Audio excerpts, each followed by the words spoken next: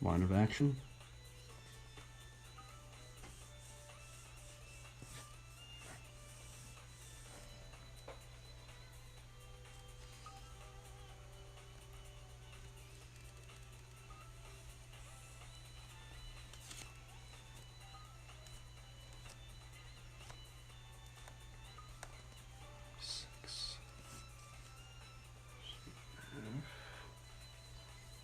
Portion.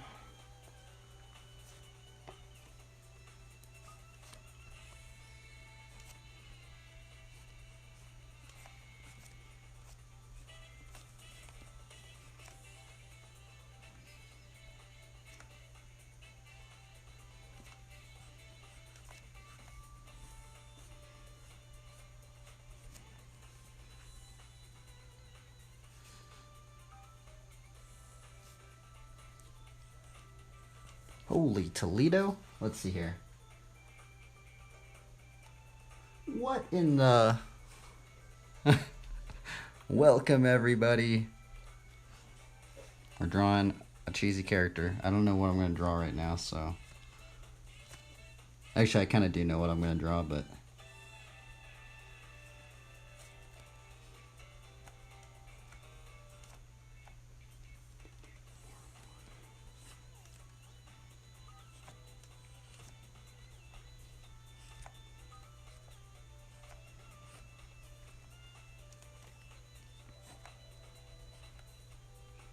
What are you guys doing?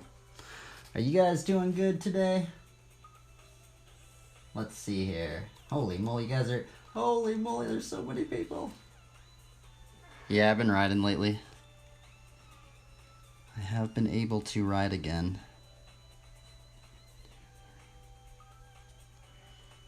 I'm pretty stoked on it.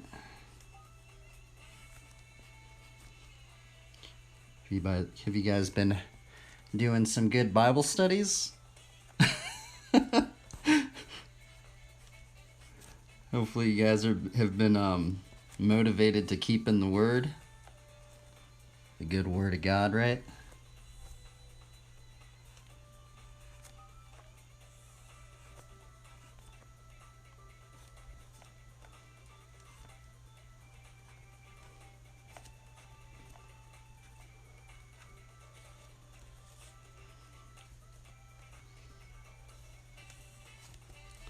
Not really sure what we're going for here.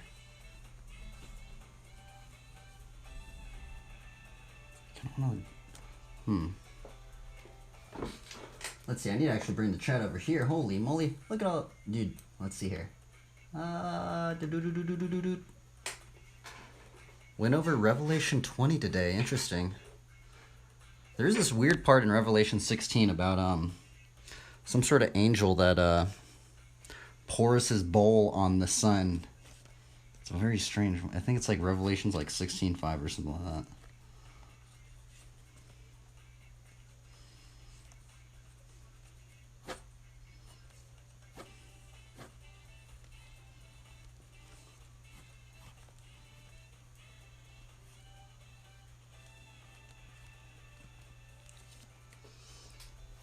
The final judgment and death and the devil defeated. Is that when the Archangel Michael arises? Isn't there something like that? The Archangel Michael's supposed to arise at the last part.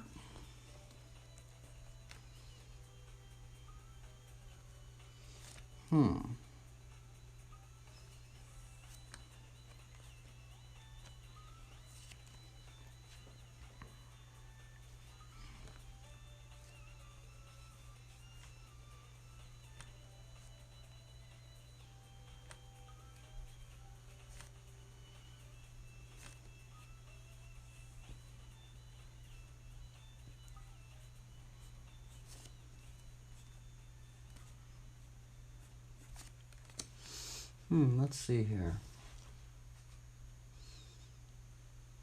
That was earlier in Revelation? Oh, this is right before the new earth and the new heaven?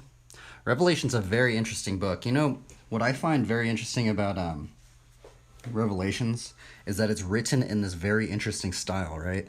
It's almost... the style reminds me of, like...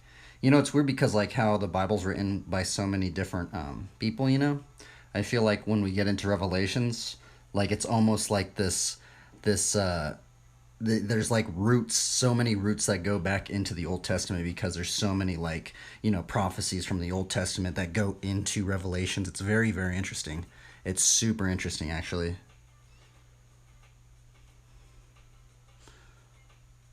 And just how it's written too, the style almost reminds me of like something from like Ezekiel or something, huh? Honestly, I don't really read too much I mean, I do read the Old Testament. It's just the problem is there's a lot of controversies in the Old Testament, right? Because there's like the New Covenant and then the Old Covenant, and then there's like a bunch of people that say, well, this part of the Old Covenant's like supposed to be over here, and then there's a lot of controversies within it. So I kind of wanted to draw like a night shepherd or something like that. How would we do that?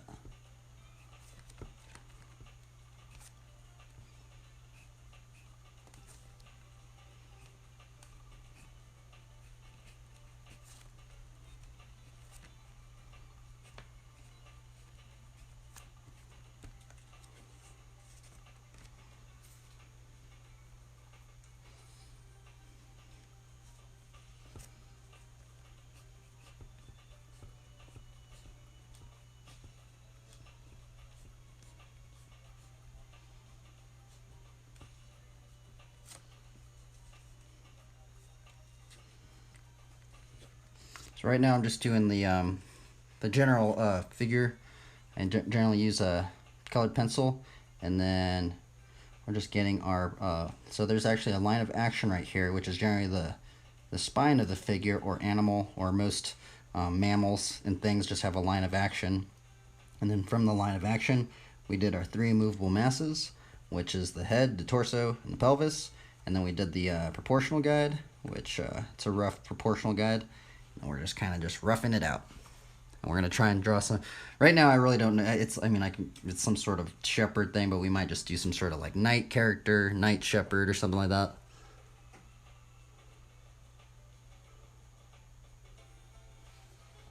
I don't think the Old Testament is more controversial than Revelation, though. Yeah, maybe like a knight paladin shepherd. Maybe some sort of like armor of God shepherd or something like that. I did want to draw a bunch of wings on this character, though, maybe. And the other thing, I've also been trying to speed these drawings up as much as I can lately, but sometimes they don't really work out.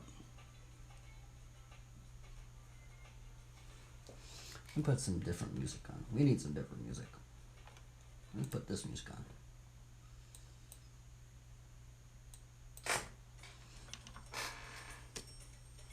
I kind of wanted to draw like a bunch of wings. Now, see, I did draw. There was a point when I started drawing some wings on characters, and people would be like, "Oh, why are you drawing wings on characters?" But there was that one quote from the Bible. You know, it's I think it's like Isaiah. It says something like, "Those who wait upon the Lord will mount up on wings as eagles. They shall run and not be weary. They shall walk and not faint," or something like that. So that's why I started like putting wings on certain characters.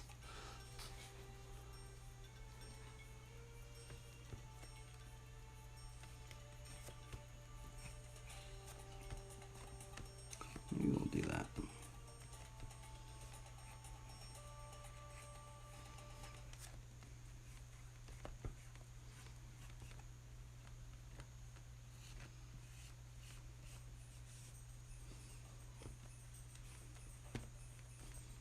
I'm not too sure.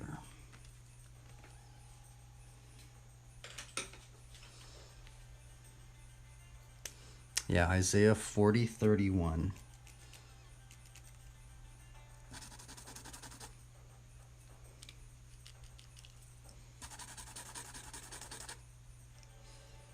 You know what's also weird about Revelations?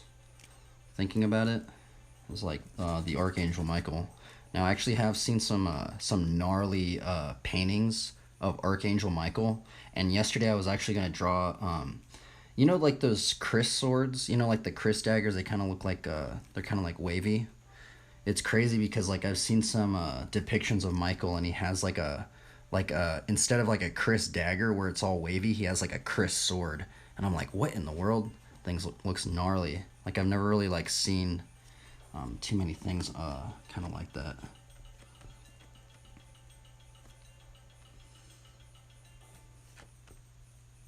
So now we're going in with the pencil layer, and generally with the pencil layer I'm going to try and just get it down with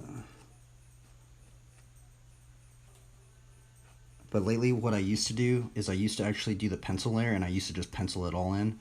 But lately what I've been doing is I've been like pencil layering it and then just doing like some of the pencil layer on like maybe like the hands and like some of the stuff that I have trouble with, and then I go in with other stuff, and then I'll go in with the ink.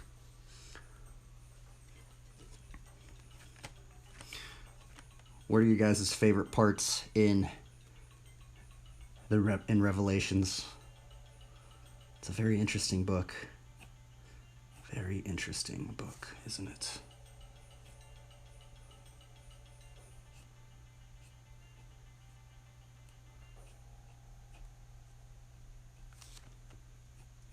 I don't know if I like this helmet.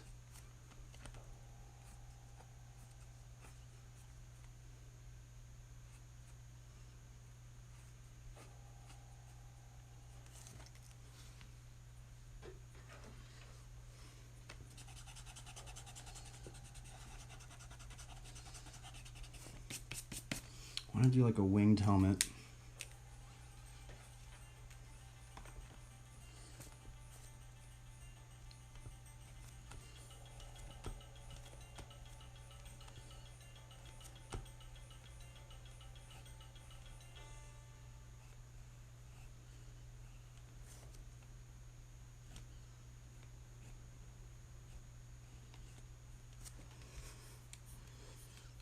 Do do do do do do do do do.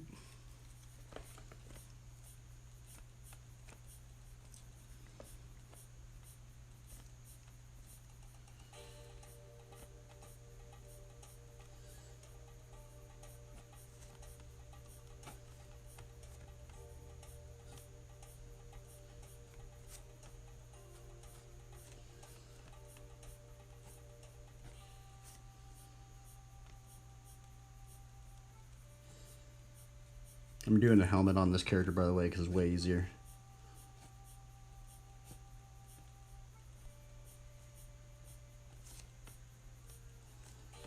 Way easier than doing. It's a lot less work than having to figure out all the portrait and stuff. Which portraits are very fun. I wasn't even going to draw a character today. That's the other thing. But lately I've been kind of like on this strange like kind of like momentum feeling thing. Like if I just keep I kind of keep on a momentum, I can kind of like stay inspired to keep going. Because I will be honest, many times I do get burnt out at drawing. But as of late, what I've been trying to do instead, in terms of like trying not to get burnt out at drawing, is I've been doing like these like kind of like these ink drawings, and I've been trying to have like a one sitting deadline. It's been getting me kind of inspired to keep going.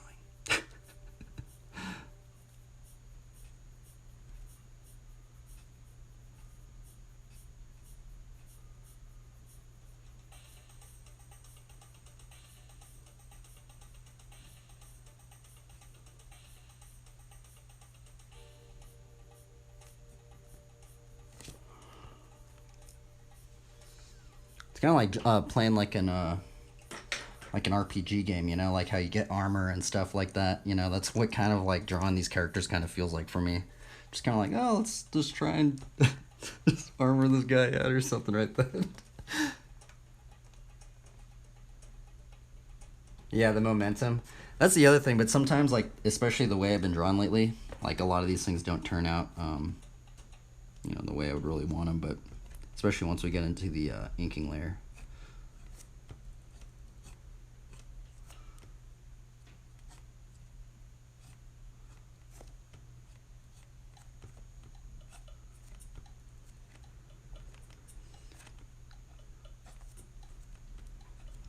got these proportions a little bit off. Let's see here. 1, 2. Should be like where this breastplate is.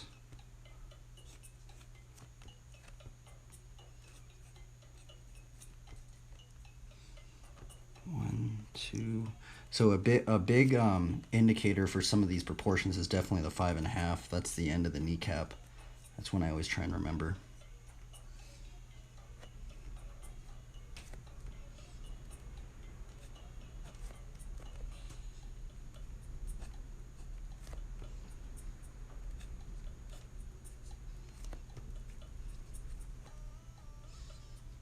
Okay, let's see here. I think one of my favorite parts of Revelation is where Jesus talked about the 7 churches in chapter 2 and 3. Interesting, yeah. The 7 churches, huh? Isn't there like 7 seals too? Isn't there like some sort of scroll with like 7? I might be. Is that what it is? There's 7 seals. Isn't there something about a lamb too? Like something about a lamb with a bunch of eyes or something like that.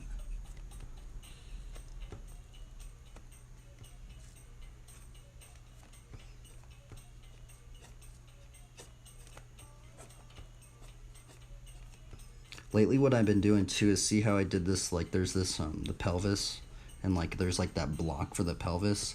What I do a lot lately is I just like make this into like a leaf bag. It's definitely generally what I end up doing. Leaf bag. Let's actually work on some of these hands up in here. The hard parts.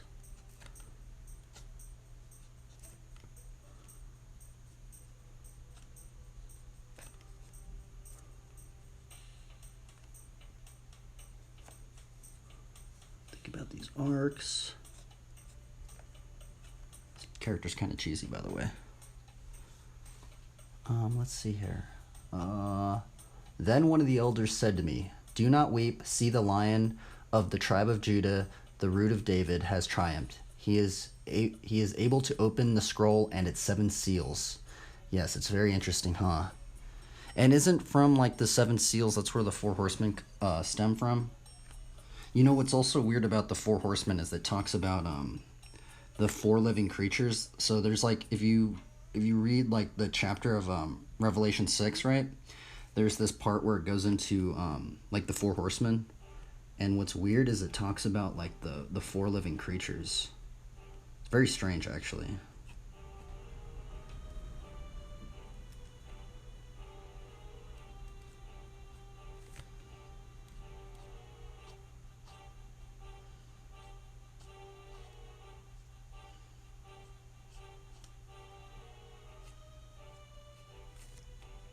That hand's kind of janky, but we tried.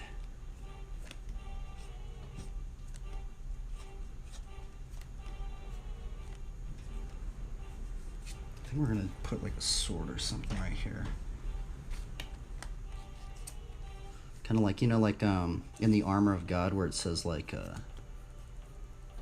this is generally a thing that I've been doing a lot too, is I'll do like the you know, like the Bible, and then like the sword of the Spirit, which is it's like the Word of God.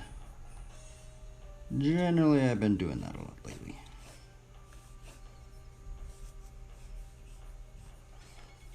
Like a sword right there or something.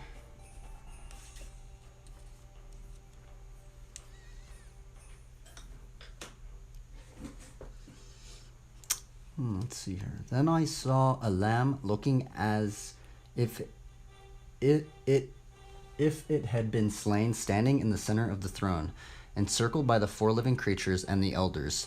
He had 7 horns and 7 eyes, which are the 7 spirits of God sent out into all the earth. Very interesting, huh? 7 eyes. I always forget about that.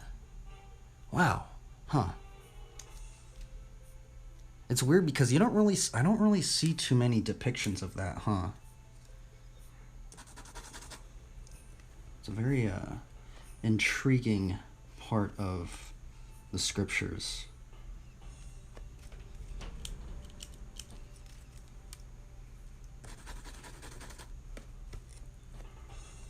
Are you guys playing any video games? Unfortunately, I can't really stream video games because I don't have the right internet too. But um, so we're having to play 2D paper. Okay, that's what we're doing. But I have a lot of friends playing D4 at the moment. Let's see if we can. Oops, broke the lid.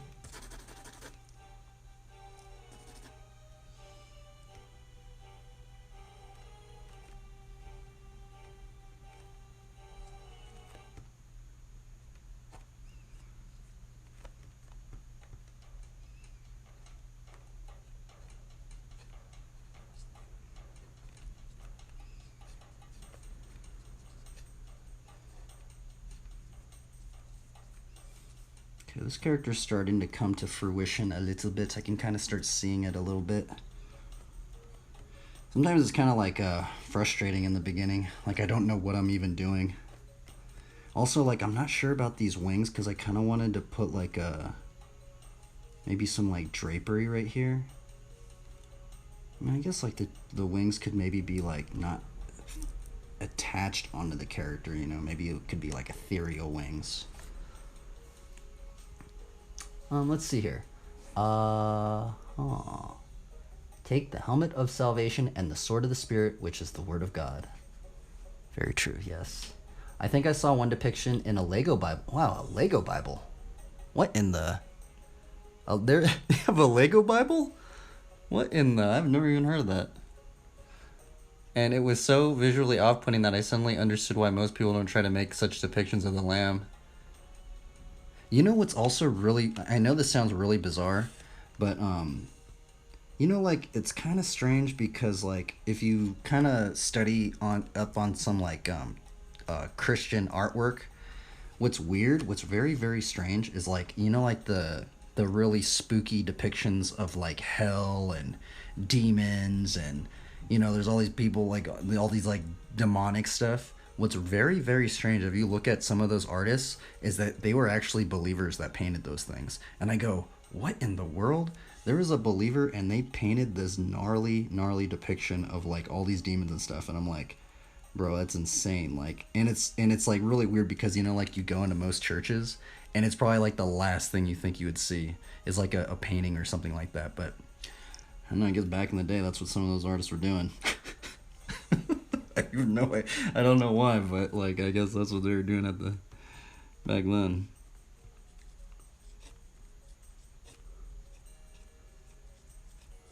By the way, I do want to maybe try and improv a little bit more out. Still not sure about these legs. Still not sure if I should put wings on this thing either.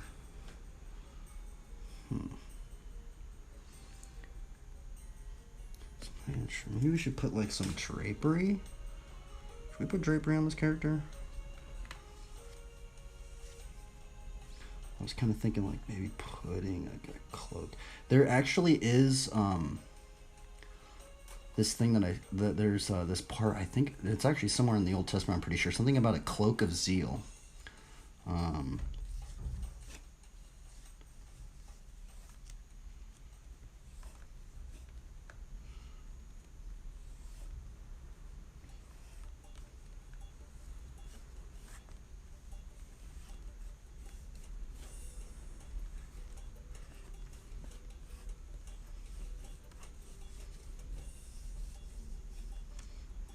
Not really digging that. I might not go with that.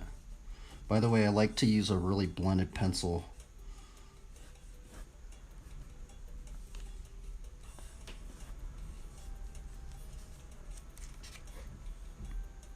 For this colored pencil there, anyway. Let's see here. And I'm not used to reading all these. Normally, I have barely anybody even saying anything in the chat. I'm not used to. This is probably the most people I have ever even had watching me. Actually, I guess besides when they first start, when the raid first starts. But let's see here. I'm just not used to seeing a creature with 7 eyes and 7 horns. But the good news is that the numbers have symbols beyond how it makes things look. That is very true, you know, because also, so the number seven, I think I remember doing some sort of Bible study on the number seven, and take this with a grain of salt. I'm pretty sure it means like something about like completeness or something like that. Because where I studied that from was what was that verse? I think actually I have my Bible right here with me. Let's see here. I studied that verse from there's this. Let's see here. Where was it? Something about the righteous falls 7 times or something like that. You guys know about that verse? What verse is that? Oh yeah, here we go. Yeah, it was because of this verse right here. For the righteous falls 7 times and rises again, but the wicked stumble in times of calamity. And what they were saying in some of these commentaries is that the number 7, right, means like completeness and something. So it's almost like the righteous will stumble, but we will always get up. It's not like you'll stumble 7 times and you're just never gonna get up again, right? It's like this never ending. We will always continue to rise, right? Very interesting, and they brought up a lot of parts within the number 7 and stuff like that. And also, I think they brought up something about along the line. Now I don't know too much about this, but they did say something like that. A lot of like the Hebrew, like I guess there's like a bunch of Hebrew words, and I think some of the letters actually have some sort of significance within some sort of numeric value or something like that. Have you guys heard about that? I don't know. I don't know too much about that, but let's see here. But the good news is that the numbers have symbolism beyond. Okay, 7 is related to the 12, which is common in the Bible. 3 times 4 is 12, and a cube has symmetry of 4 through 1 axis and 3 rotation around its corners. Oh, interesting. I never thought about it that way. He put on righteousness as his breastplate and the helmet of salvation on his head. He put on the garments of vengeance and wrapped himself in zeal as a cloak. And see, that's actually a very interesting one, right? Isaiah 59:17. Because Isaiah 59:17 goes into the armor of God, right? Which is very weird.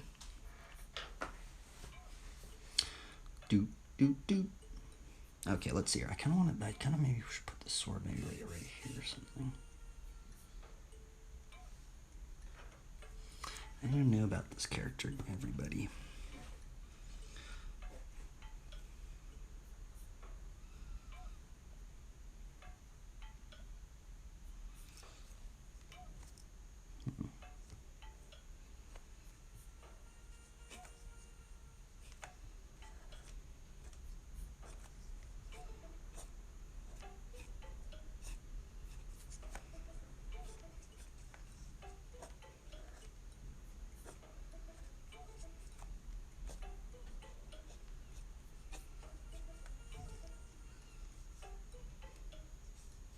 I might just put like a tabard on this dude.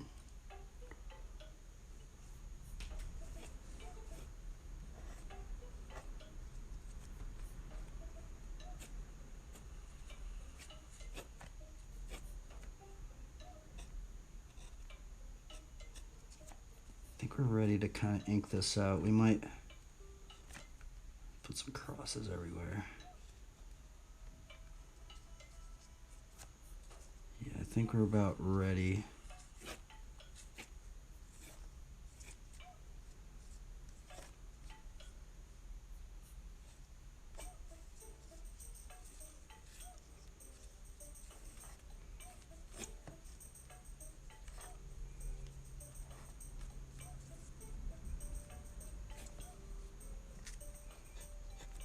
Just putting some little all right, I think we should try and just ink it out. I'm still not too sure about this helmet either.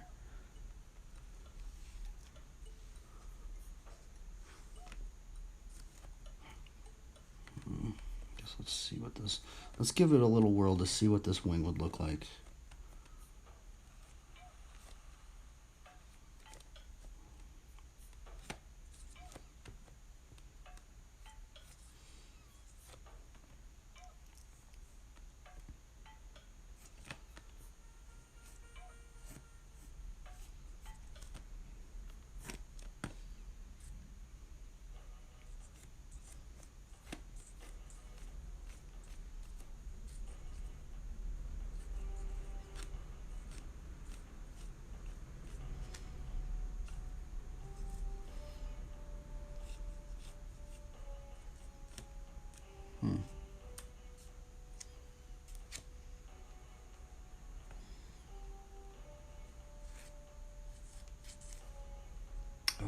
there's going to be this cloak over here. I guess maybe we can have the cloak.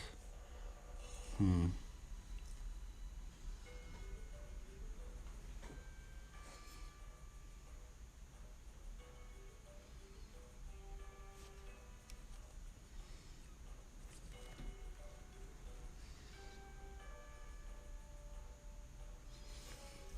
we should try and make it out. I'm like, this helmet's a little weird.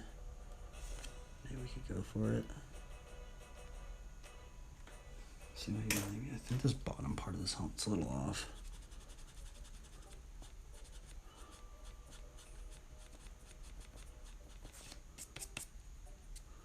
I feel like I should like kind of push it a little bit.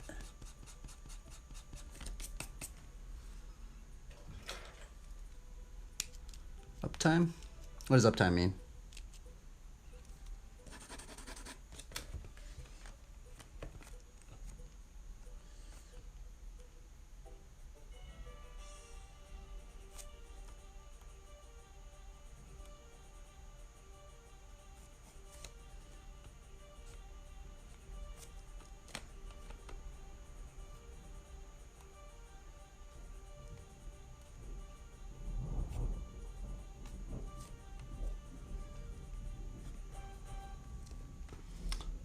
Sure about this one. Sometimes I have to like really. Sometimes it's like really trying to figure out how to get this one to look right on this character. Normally I can't get it right the first time. I have to, especially like with the head. Like sometimes like with the hand. Like basically with like the. For me personally, like with the portrait and then like the hands, I'm always like erasing. I'm trying to like find the. The right for this character. Yeah, in 4 hours. So this character, I'm actually about, I think I might be 44 minutes into this character. I just started drawing, so it was like all day today. I was basically riding my bike. Normally I was riding my bike. Okay, I need to actually let's go back to our simple shape again, because I kind of feel like I lost the construction line up in here.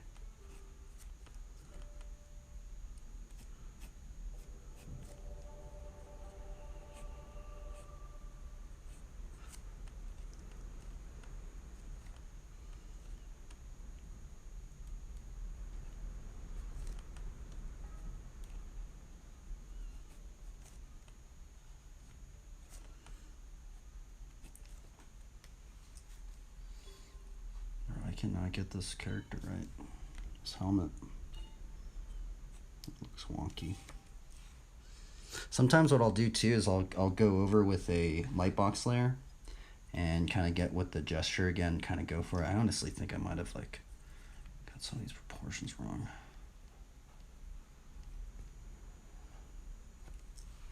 That's what we might actually do. We might do a lightbox layer on this character. Because sometimes just drawing it over again kind of like re-livens it up. For me anyway, but I can't get this helmet right.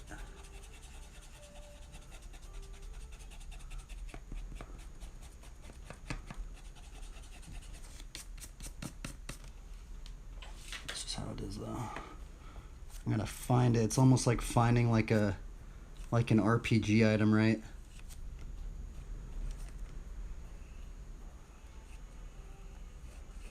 We could even just do a portrait too.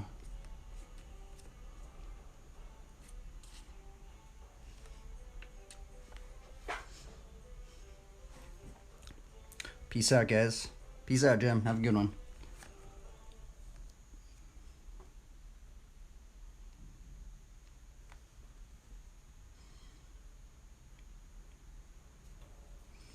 I hope you stay motivated within the word.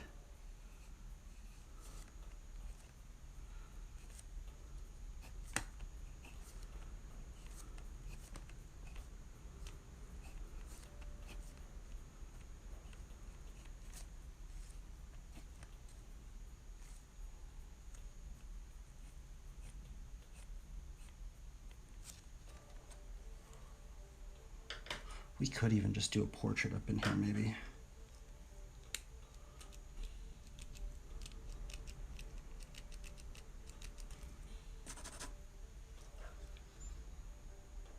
Could even try just to do a different helmet too, a different style of helmet. Maybe even with like a face. Let's try a different style of helmet real quick. We'll give it a whirl. Might even try like a.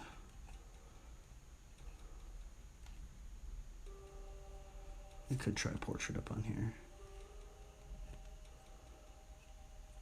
Maybe not though.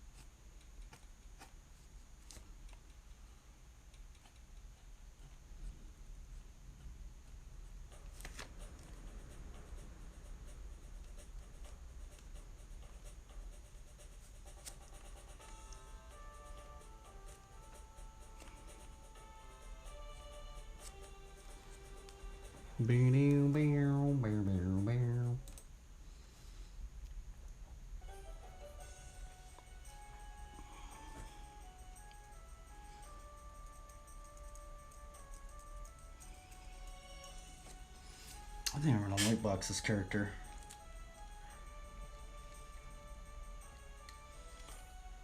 This character ain't really working out.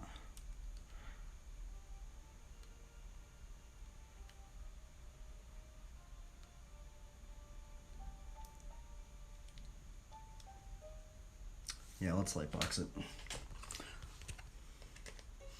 So this is another thing that you can do. I am drawing on top of this lightbox. But to kind of like, sometimes like, so another thing I like to do, now it didn't happen on this drawing, but most of my drawings, what I like to do is I like to keep this gesture layer. See this, this green pencil gesture layer.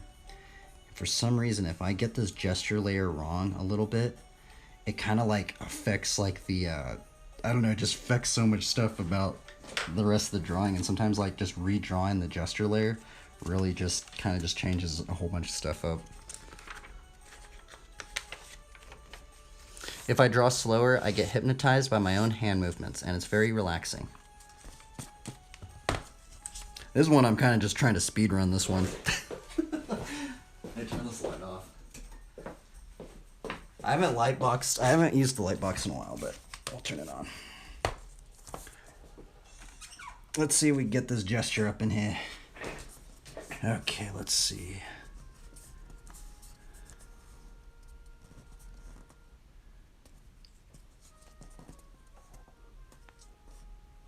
Let's start with our line of action again.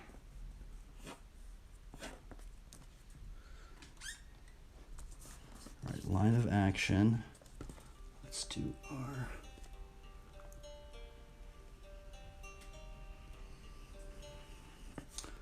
We'll do our head.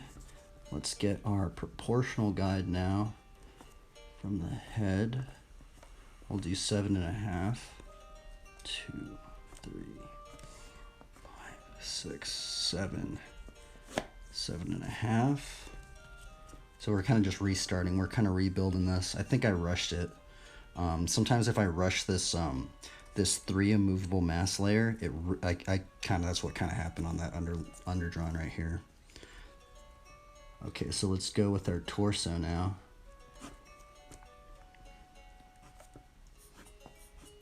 Let's think about this, the torso as a box. Keeping it within the proportional grid right here.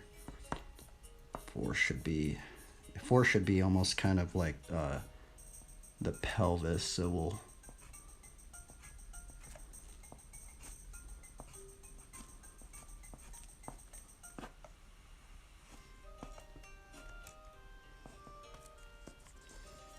okay, 1, 2, 3, 4, 5, 5.5. That will be the end of the kneecap, which is a very important one. 1, 2, 3, 4, end of the pelvis.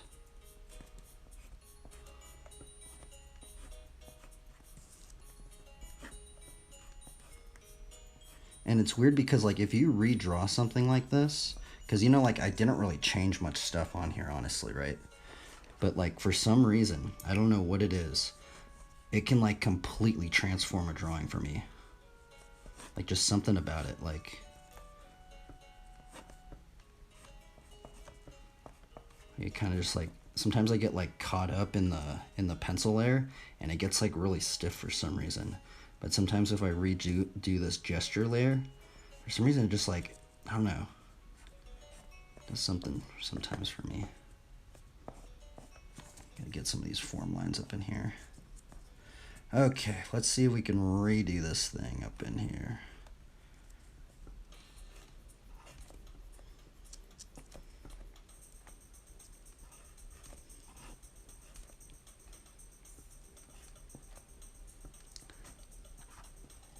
Maybe that's what I got. Maybe I got the arm wrong.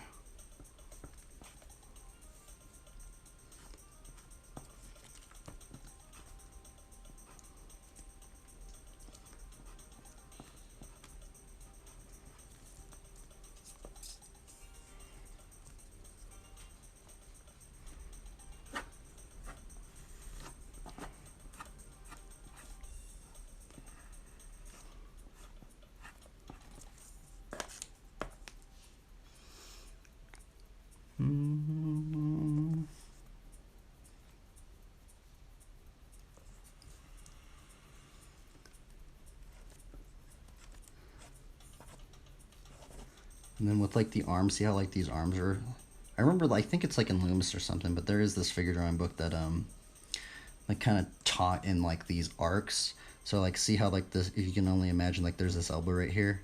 So if we imagine this as a circle or something, so the next part of this elbow should be somewhere around here. Just guesstimating, right? If we were to arc that right there, and it's just kind of like another thing if you're like into figure drawing or something.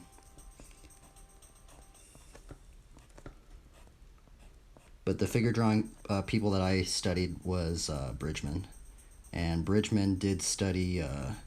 He was really about like Michelangelo and stuff like that. So it's kind of interesting seeing how what figure drawing artists were inspired by who and who they learned from.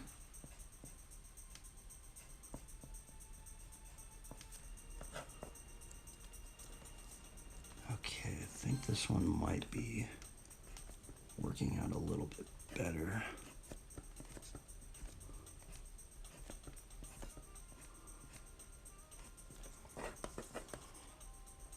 Restart. I actually did change some. See how I changed this this arm? I totally changed that arm up.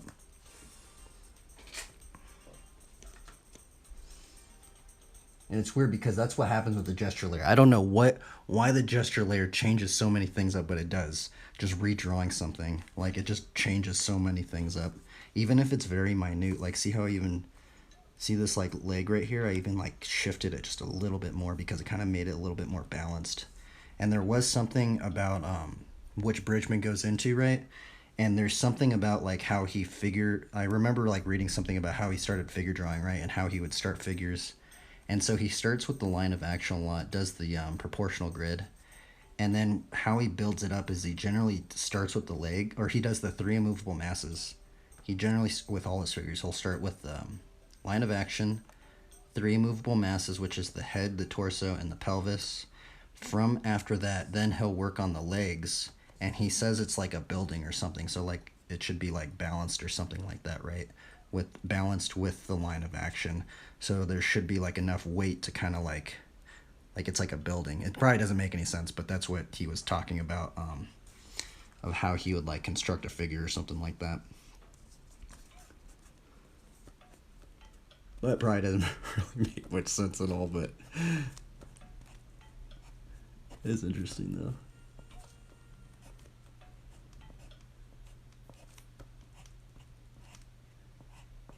And the other thing is I kind of like using these blended pencils.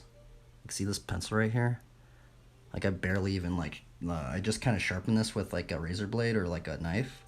And this thing is like, you know, I like it because you can kind of get like these very like see this line right here? Some of these, even like see these lines on this book?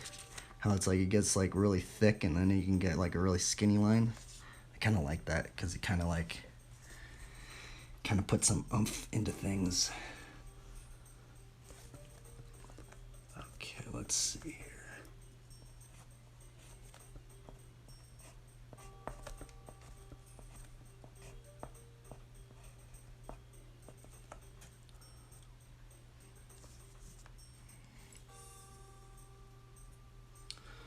Man, I don't think I've drawn many like shepherd knight people. That's the hard part. Yeah, that's the other thing. I haven't really drawn too many like shepherd knights. Because I mean, from here we can change it up, right? We can put like a robe on this character. Like this character could be robed up. Maybe that's what we'll do. I mean, that might be a good thing about how to go about. Because I mean, this one we were gonna do armor, right? It didn't really work out, right? Let's just try and maybe we'll do this. Okay, so we could do a whole new thing right here. We'll do the same pose or something, and we'll see how we can maybe drape it with like a robe or something, right? Now with robe drapery, I have studied a little bit of robe drapery, and so generally with like drapery, like what you want to find is like you want to find like these pivot points, and generally like the pivot points would be like right here, because if you look at like how old drapery works, especially with like cloaks, is that they would have like this whatchamacallit, you know, it's like one of those like pin things. It's like the pin things for the to where like it connects into. And so if we can figure out this point right here, we can kind of like drape this character up and just imagine that all this weight is going into this thing, like into this point right here. I remember studying something like that. I don't really remember it too much, so take my word with a grain of salt, but I just remember it was something like that. And then like another one would be like the belt, right? Let's do this one.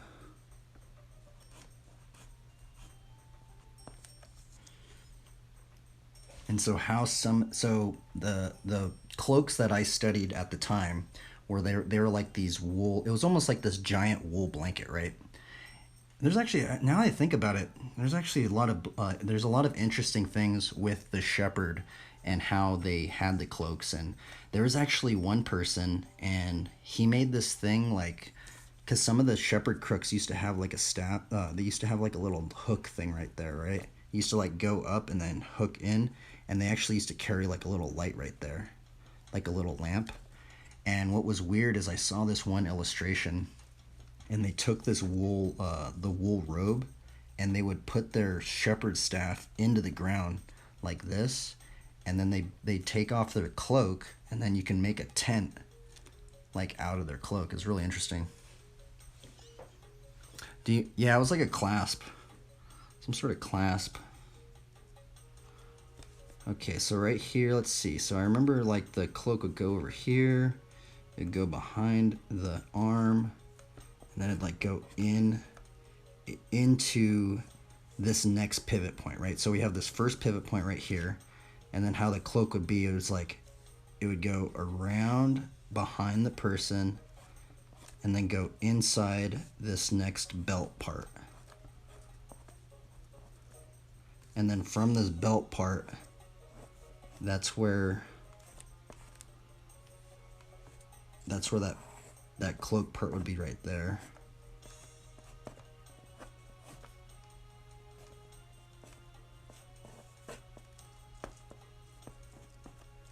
Probably doesn't make any sense, but hopefully we get it kind of working though.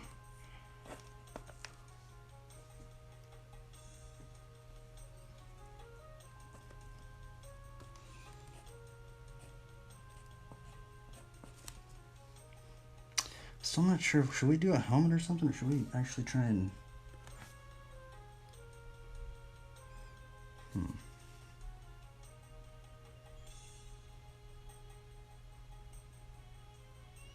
Let me think about this.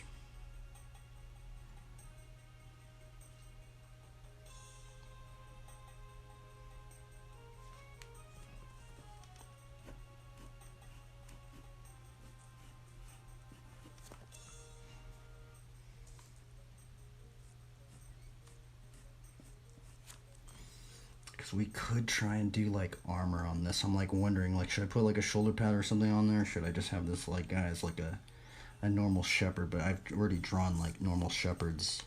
Right, I kind of wanted to like draw like an armored shepherd.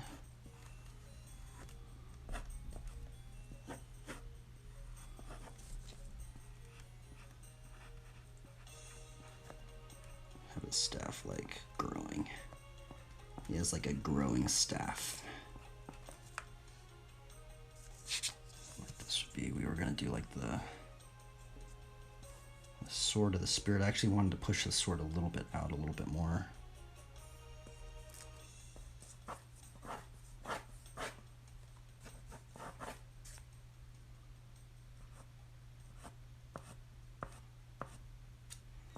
Have like plants growing on or something. I always do that. Okay, this one seems a little bit more balanced. I might try and do like a knight, like that same thing. Maybe it could be like a knight. Maybe it's like wearing like it'd be weird to see like a robed knight though, right? We were gonna do wings on this character. I guess we could try and do that as well.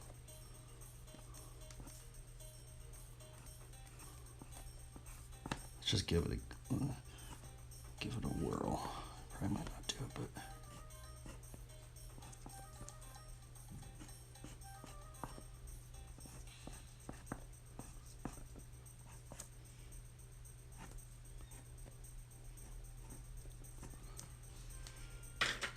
okay, let's try this next layer. Now see, this layer right here is, for me personally, it's very important. It's like the gesture layer, right? And I like how loose, I like to keep the gesture layer like super loose, but like kind of like, I don't know, it's like loose. For me personally, I like it like loose but balanced, right? And then this next layer is very important too. And we're gonna try with this layer, we're gonna try and hit these hands, but also just the portrait is very important. Other than that, that's what I've been trying to do. I used to pencil the whole thing out and then ink it, but lately what I've been trying to do is just really focus in on the hardest areas, which is probably the portrait and the hands, and you know, some other elements, maybe like this drapery part right up in here, and then I'll just ink it out right away, or I try to ink it out right away. But I think we're gonna try and do a helmet, but I still don't know. I don't know, it seems this might not work.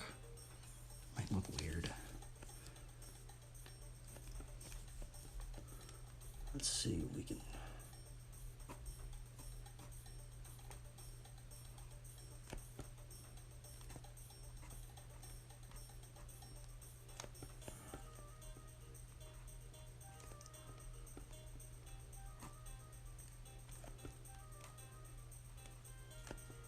See, this one's working out so much better.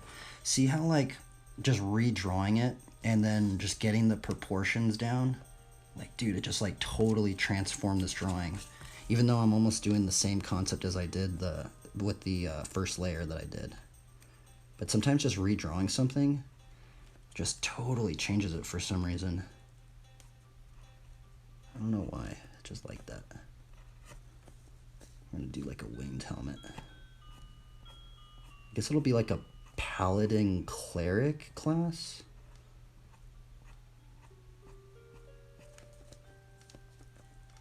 Okay, now I'm kind of digging it. I was actually like, I wasn't digging it. That's why I restarted it, because I was like, oh my goodness. But now I'm kind of digging it. Now I can start seeing it again. We'll kind of just go with like the same concept we were trying to go for. Yeah, I'm digging that one. Let's put like a, we'll do like the, you know how like those, the 3 crosses? Put like little, whatchamacallit, I've seen some helmets and they have like a, you know, like the breathing slits. And I saw this one helmet and I thought it was really interesting because it was like the 3 crosses, right? And I just thought it was so interesting seeing that. Yeah, redrawing can help. Okay, let's see here. Let's figure out this like casp thing. And it's kind of like the it's like the robe whatchamacallit. It's like the robe pin or something like that.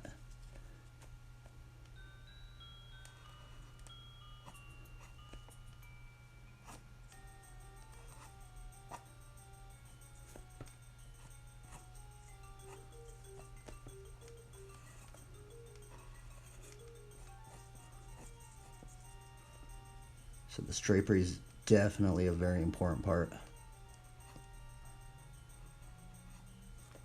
Okay, it's starting to come to fruition again. I was stressing a little. I wasn't even lying. I feel like I was stressing a little bit on this first layer right here. See how much it changed? Holy Toledo!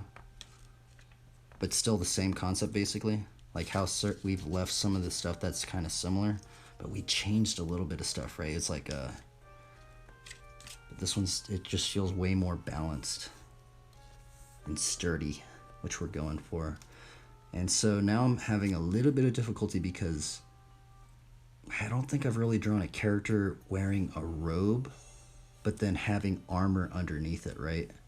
Because I did want to try and depict a breastplate, right? Now, how the breastplate generally goes, if you start studying armor, is that if you start studying armor, it kind of almost goes along with some of the anatomy, right? So if we go like 1, 2, right? If we go 1 head, 2 head, that should be the end of the the breastplate. And so if you understand that part of like the anatomy, you can almost like remember, oh, okay, well, if I draw armor, this line right here is 2 heads wide, right? So, or 2 heads down. So we can kind of like remember that, okay, so that should be where the end of the breastplate is, right?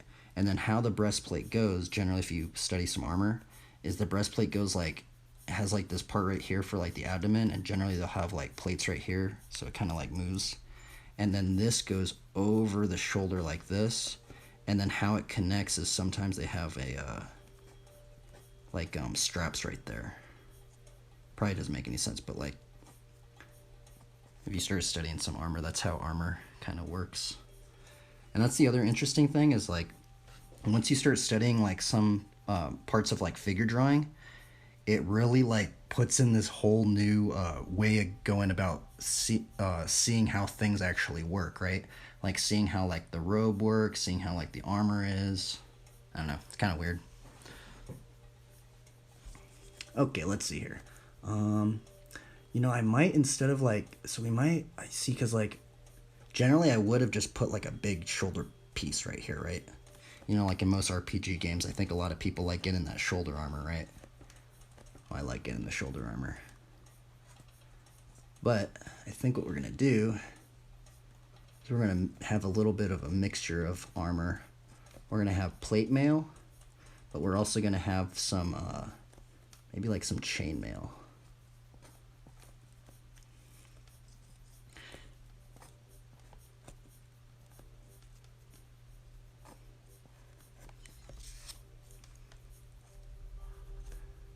Which actually I did have plate mail on this one, but I think we're going to go with chain mail.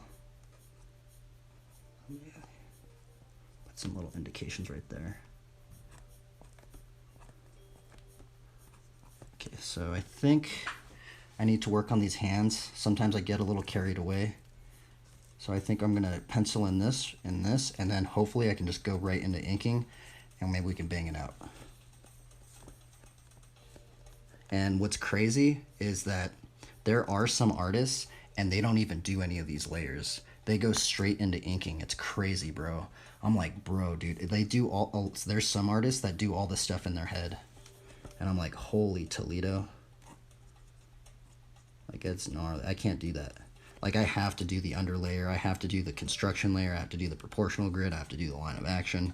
But there are some artists that do all that stuff in their head before they even... And they can just go in just straight into ink. And I'm like, what in the world, bro? You guys are gnarly. Okay, so let's figure out this hand right here. Now, the hand is kind of like...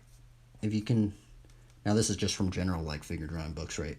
But the hand is like this weird square looking thing. If you take her hand, like let's see, what that should be like that, right? And the hand is kind, if you look at it, the hand's kind of like a square, right? It's like this weird square, but it's kind of like the square that has like two little notches right there. See, so that's like the two little like notch things, and if you can remember that, it's like it makes drawing hands way easier, basically.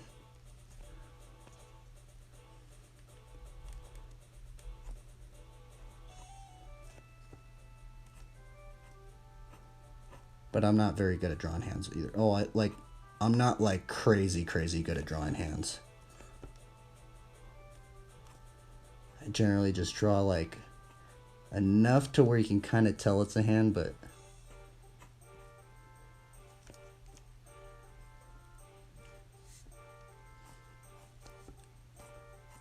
maybe it'll help you like doing like some sort of like he's growing some plants or something.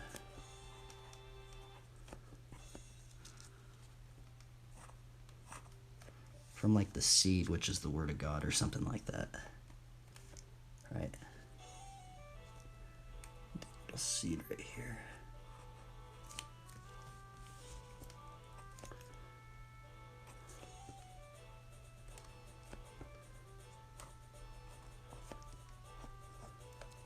Okay. So, okay, let's do this hand right here. And then I'm going to figure out a little bit of this drapery because it's getting a little bit pretty gnarly up in here. I don't really know what I'm doing. By the way, it is kind of weird because I know there's people watching this, so I'm kind of like a little bit more talkative. Generally, if you see my drawing streams normally, I'm kind of just like nobody's really even watching these things. So I'm just kind of like just speed drawing this thing out, right? But yeah, if you watch most of my streams, I'm like normally like watching like a YouTube video or something in the background.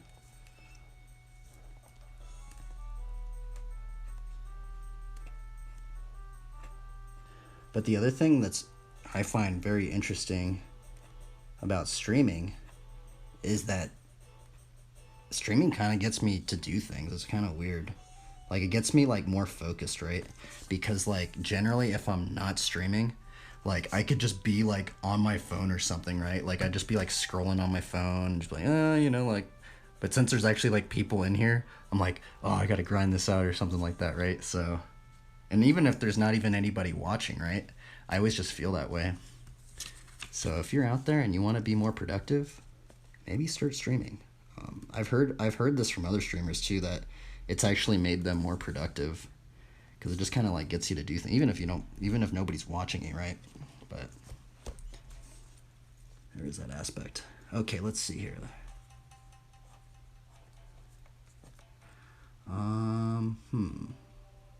Now I don't really know how the chainmail goes. Does the chainmail, is it like a long sleeve shirt? I think there's probably different types where it kind of goes down maybe to the end of the bicep maybe. Okay, anyway, but let's try and figure out this drapery right here.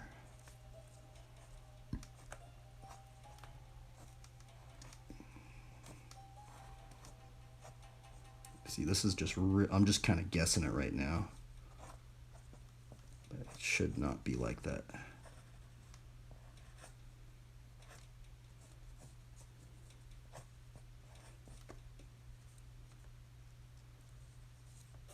So this cloak should go through this little loop, behind this character, in front of this character, under the belt, which the belt's probably going to be like, I really don't know. But anyway, let's try and ink this out. We're going to just go right into inking now. I think I got most of this hard stuff down. We got the hands. By the way, I also did learn that from another believer, by the way. There is this artist, his name's Brad Rigney, and now he does do more digital stuff, but I do remember him specifically saying when he started doing illustration and stuff, what he would do is he would work on the head, the hand. He basically work on the hardest things first, and then basically once he got the hardest things done, then it kind of like he would then kind of like go with everything else, right? and it just makes it a lot more, just less stressful. I don't know. Anyway, let's try and make this thing out. Let's turn off this light box thing. And let me put the light back on. Okay, let's see here. Where's my... We're going to put this back on the little board thing. By the way, you can also use this as a improv light box. I cut this off of a... I think it was some sort of a folder thing for like, you know, like at Walmart or something. And I cut it out, right? But if you don't have a light box, which you can just, you can get one of these light boxes for like $15 or something like that, right? But if you don't have that, you can just cut off like a piece of clear plastic, and what you can do is you can just have like your phone or something, and you can just like shine a light or something like that, or you can use like your tablet or something. Okay, I'm gonna put this back on here. Now, one thing I do like about ink, now this is kind of like a weird thing that I like to do, is I kind of like to have some cushion for when I ink. Because I've noticed like if I have a little bit more cushion, now I'm talking about like having like multiple pieces of paper underneath it, it just, for some reason for me, it feels like it just like the line weight, it does something for me in the line weight that I use.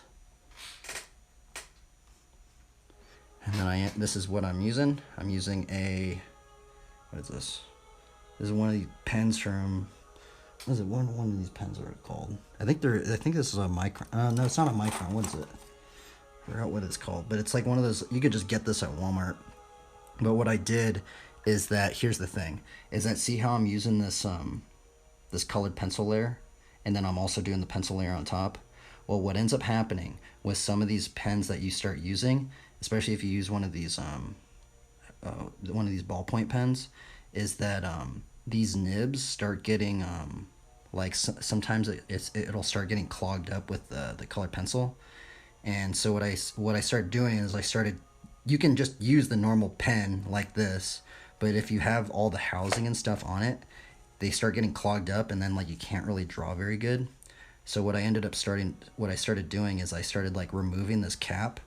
And so if it gets clogged up, I basically just put some pressure in here with, you know, just like blowing some pressure in here, and then ink will start like, it'll kind of like clear that, it'll kind of unclog that thing out. Sounds weird, but I don't know. That might be some sort of tip for somebody. And then I put like some masking tape right there, and then I also have this thing right here. So it also kind of keeps the ink, because I've actually noticed if you have these pens and say like you leave this pen up like this over like a couple days, the ink kind of like pushes down a little bit, and so it's not very like clear or something like that. And then so that's why I have this thing, so when I push it on a table or something, my ink's always like kind of has that gravity. Sounds weird, I don't know, but that's what I figured out.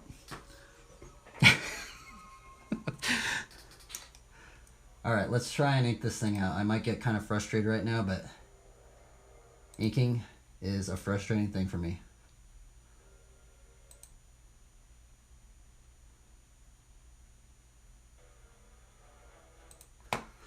Okay, let's do this. Okay, let's do this. Just gotta go for it.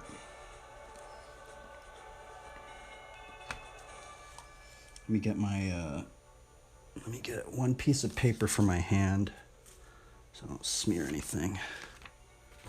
So I'm going to use this piece of paper just to, now generally what I normally will do is I would try and ink, well what I used to do is I used to ink from this top part and then go down, so I don't go over and smear something up, because that's one of the worst feelings, especially when I ink something out. Like say like I ink this out right here, I'm like do do do do do do do, and then like sometimes I've even smeared the ink with the paper weight like that, right? And sometimes it'll smear and you'll be like, oh my goodness, and it's brutal, bro. So that's why I generally try to ink this way, but generally what I've been doing is I kind of just do it the same way that I do the pencil. I'll ink the hardest things first. And I've actually seen some artists, what they do is they'll ink the hardest things first, and if they get those wrong, they'll just restart the piece right off the bat. Especially once you get into like portraiture and all that kind of stuff, like, you know. But so yeah, let's go for it.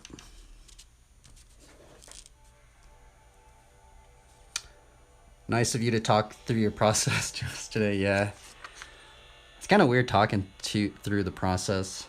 But the other thing is I also used to study on conceptart.org. Now it's a site that's no longer there anymore, but there was a bunch of gnarly artists on that site, like artists that worked for like MTG, like game companies and all sorts of stuff. So,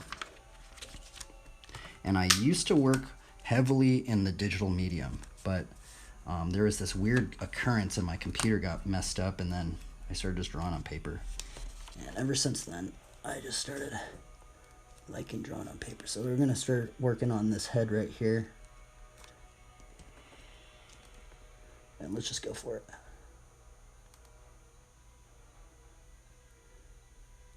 Now we are also gonna get into some improvisation with the ink, but this stuff right here I'm not improving at all really.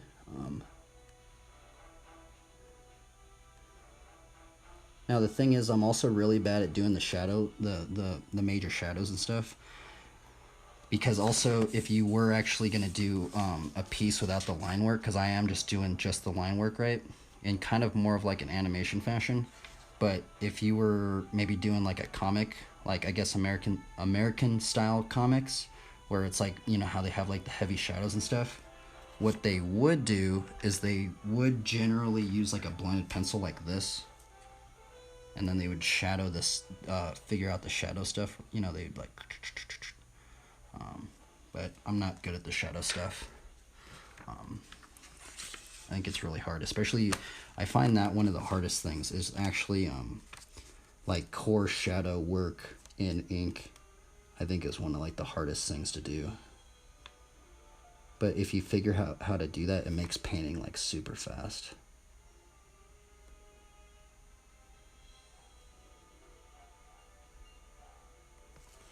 But see how this pen just like flows? I really like it. I like it kind of like beading on top of the colored pencil, right? Like it almost, if you can kind of like see it, it almost like beads on top of the colored pencil and just feels good.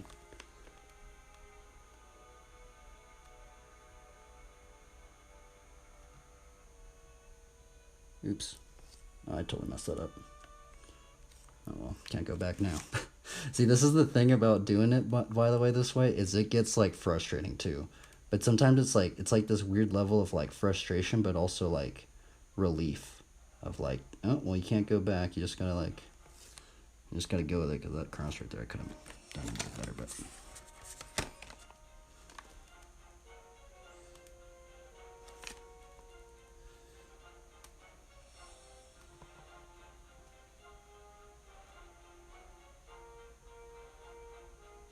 Now I did just improv that little ridge out right there. So there is a little bit of improving we are doing.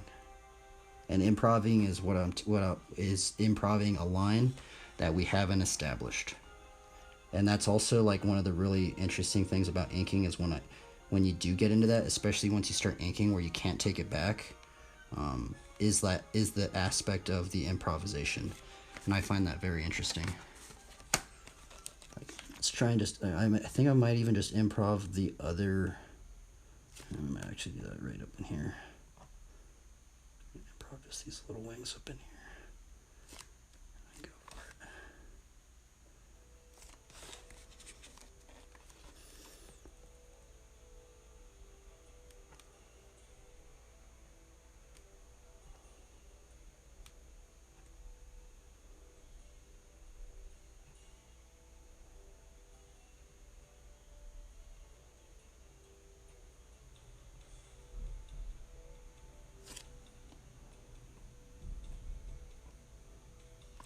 Yeah, it's fun. It's kind of like playing an RPG game, honestly. You know, like the RPG games, like you get the armor and you're like, yes, I got the armor. I know what this feels like. Kind of like you're playing an RPG game.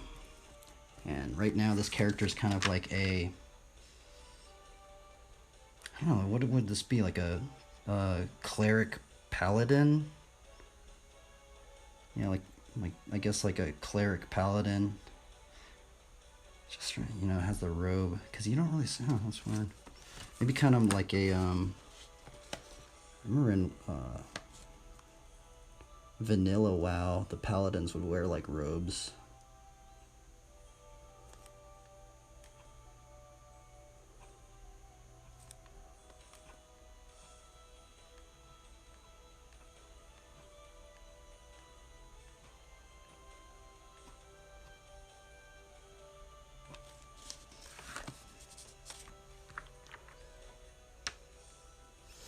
Art PG, yes, it's kind of like an art PG basically.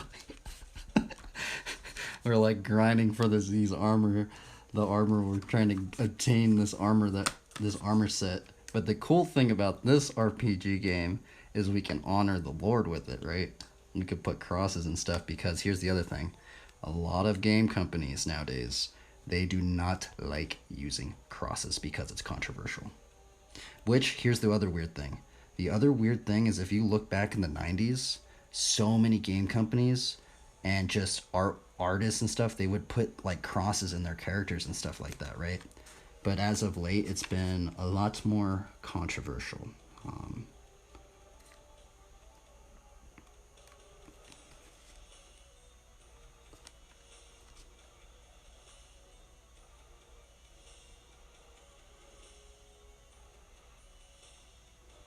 That's part of his breastplate. And let's try and figure this out.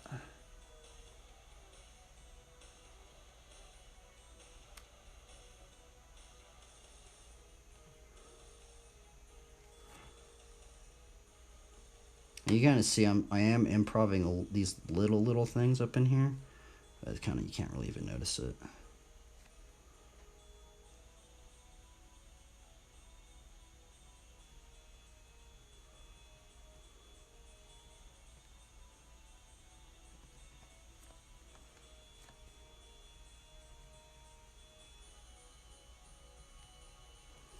Now I know I'm getting this drapery wrong, and the other thing is that, you know, a lot of artists do use a lot of reference and stuff, which is not wrong to use reference.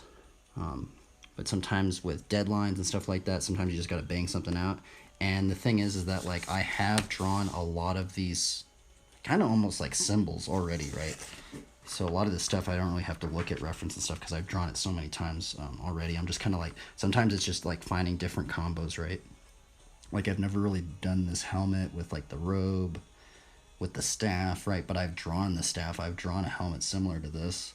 I've drawn many Bibles like that. I've drawn many swords like this, right? But it's just kind of like finding new combos, and kind of like playing Legos or something like that, right? But it's like memorizational Legos or something like that.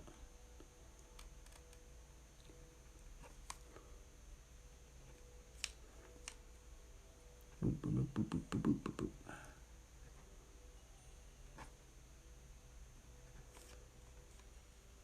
I also want to like put some, I remember what I used to do is like, well actually I do this with a lot of characters.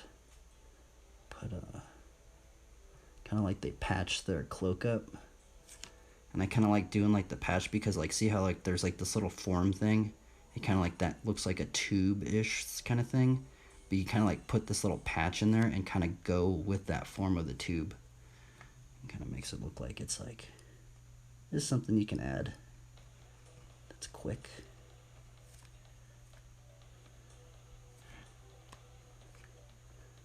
Also, I think I'm going to put some form lines up in here, just a couple. And that's the other thing, is like these form lines right here get a little weird.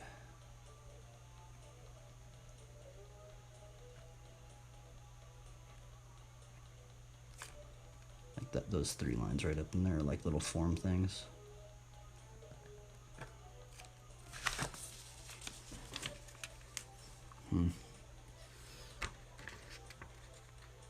And there's still people watching this.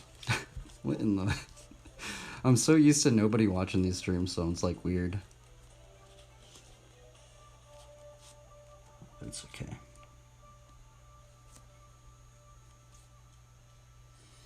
Okay, well, what are we gonna work on next? Let's maybe work on this hand.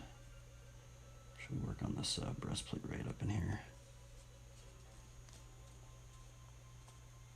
Let's work on the breastplate.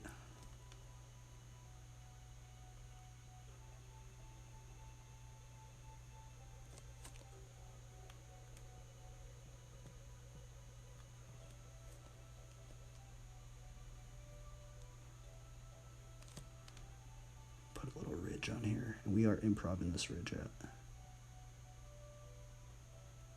Oops. Messed it up right there.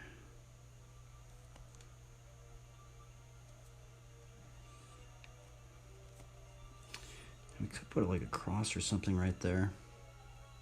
I might do that. I bet that's another thing I like to do is I kind of like to just add like a whole bunch of little crosses. Almost kind of like little Easter eggs.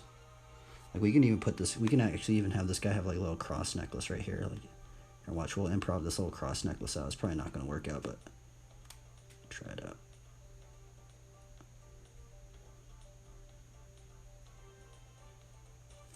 See?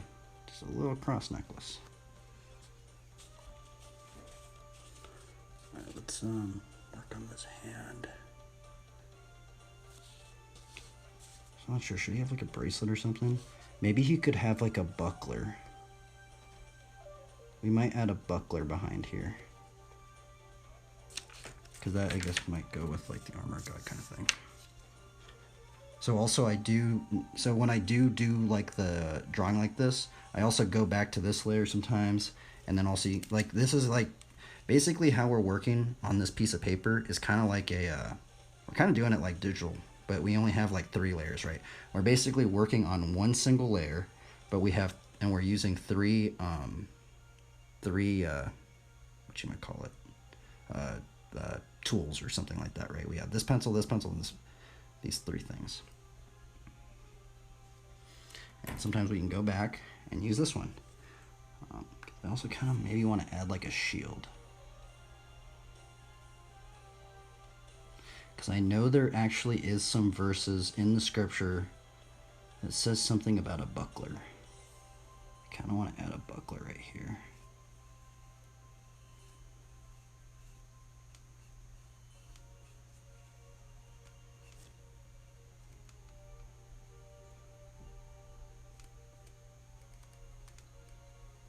It's like he is your word is like a shield or buckler or something like that. It's in Psalms or something. So you can add like a little shield right there. And I don't know if I'm actually going to do this little...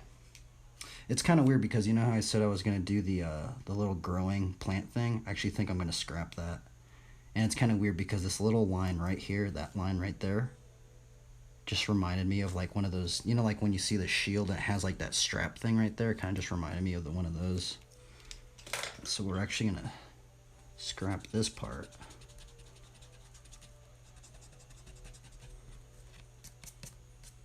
Being really careful not to smear anything. We're just gonna have, maybe we're actually gonna scrap that one too. We're gonna have a different, we're gonna have a seed right here. Just gonna move it a little bit. Kind of like the word of God is like a seed. Okay, there we go. Oops. Let's see here. Bring up the chat again. Okie dokie. Let's see here. What are we working on? Let's work on this little section.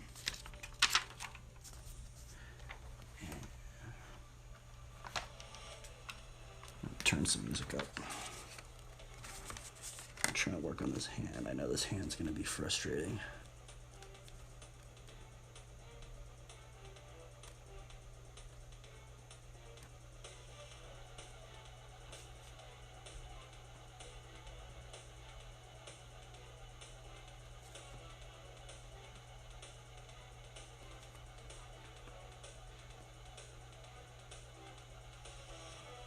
Oops.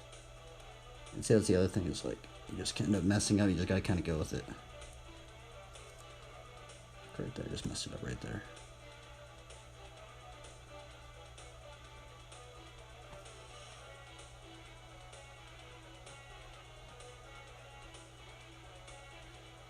Oops.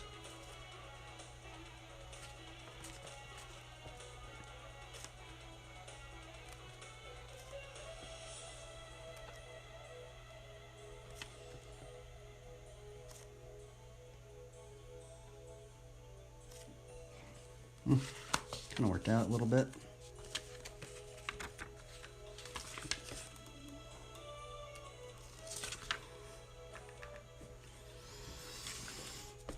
Trying to just grind this thing out. Okay, let's work on this Bible.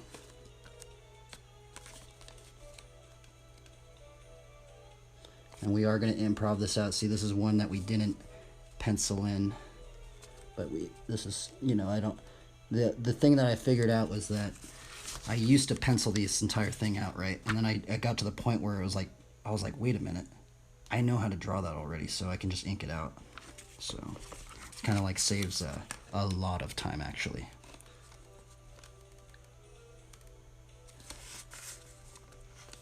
We're going to improv some of this stuff out. So like we could put a little ridge right here. Boop. Boop.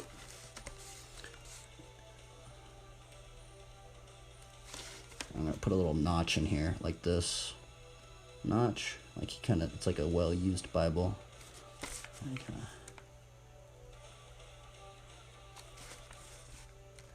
We can actually also put like some, whatchamacallit?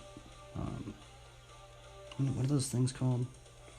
Man, I'm like totally getting my words wrong. Bookmarkers, that's what we could do.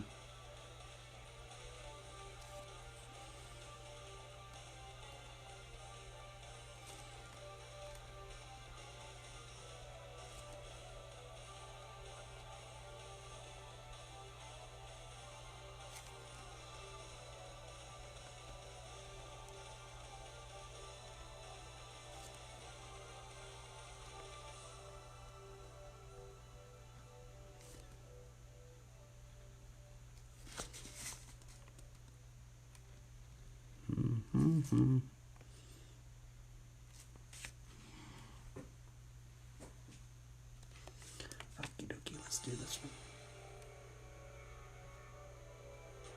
Put some bookmarkers. Bookmarkers.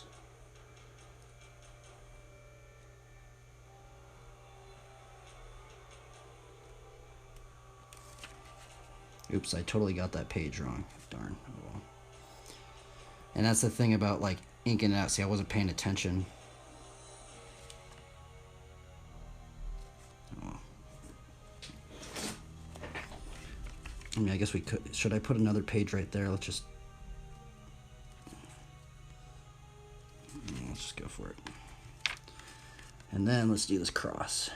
Now, there's actually a bunch of different types of crosses, which is very, very interesting.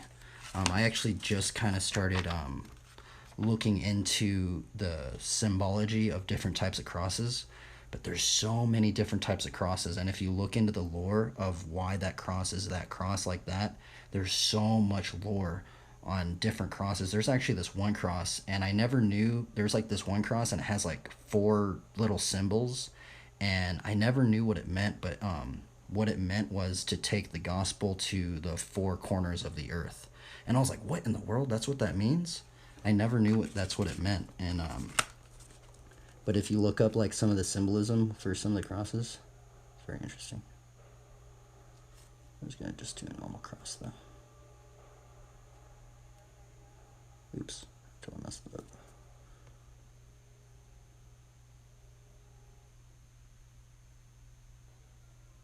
Oop, I kind of messed that up. Oh.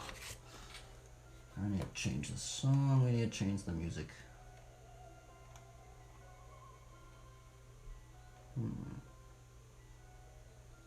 Put the song up. Okie dokie. Let's see here. Where am I at? could put like some little, sometimes some Bibles have like these little metal cover things on these side things to kind of protect it. I think we're going to add those for this character, for this Bible. You know, they're like those little like...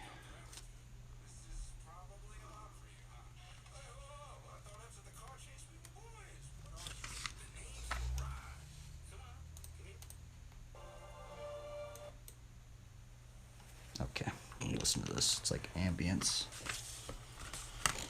Okay, where are we at? I kind of want to put an eyeball right there.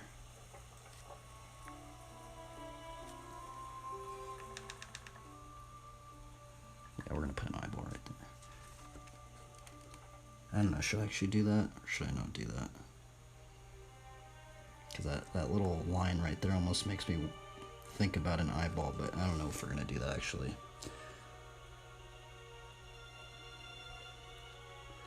Put the little seed.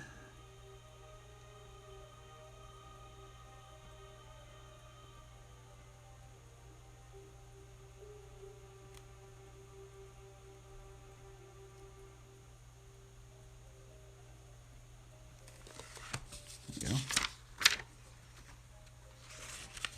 Okay, let's work on this little buckler, this little area. We're roughly trying to work down this way so we don't end up smearing anything, but sometimes I don't always work that way, but generally I'd like to work that way, but not all the time.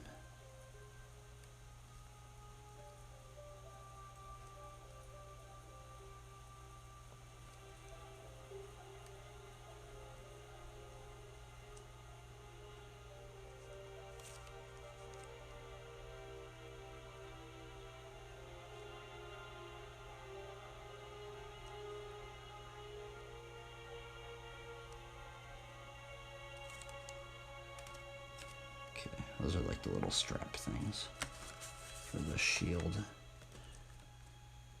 You're gonna just try and improv this shield out. Put the bridge. We're gonna have some like nicks and crannies in there.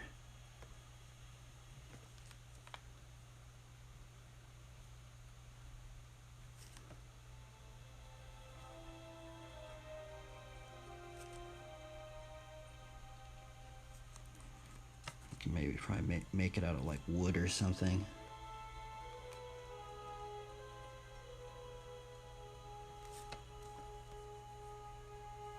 Maybe not. Oh, this character's kind of, I don't know if I should have done that.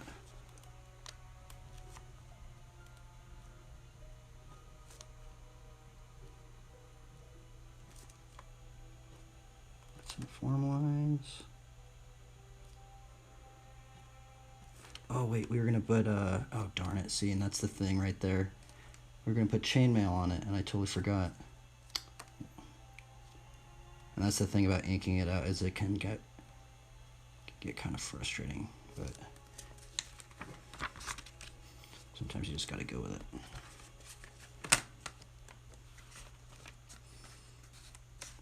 Okay, let's kind of work, maybe I should work on this, let's actually work on this hard part, right?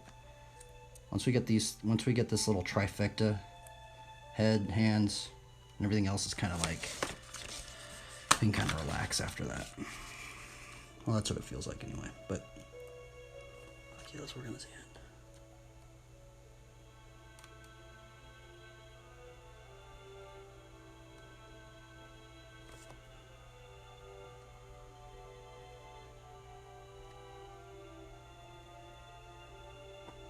Oops.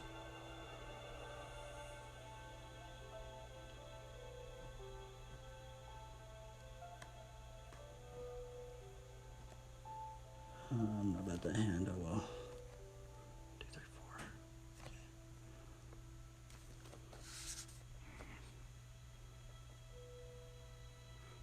Oh, yeah. Oh, let's see. Oh, my bad. I haven't looked at the chat.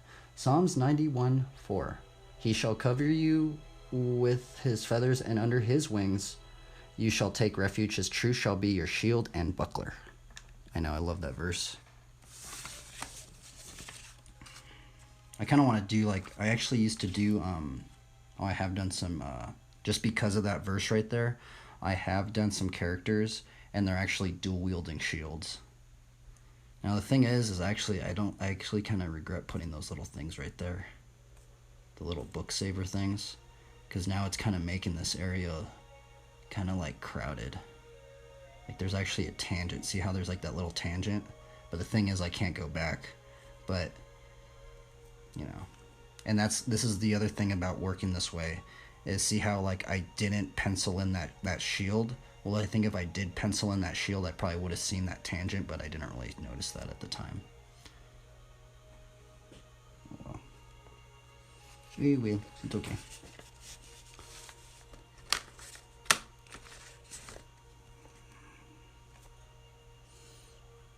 Okay, we'll go with this deltoid. Now the deltoid does have 3 parts to it. There is like I think there's a front deltoid, a middle deltoid, and then there's actually a back deltoid. And I think I kind of did indicate that right there, but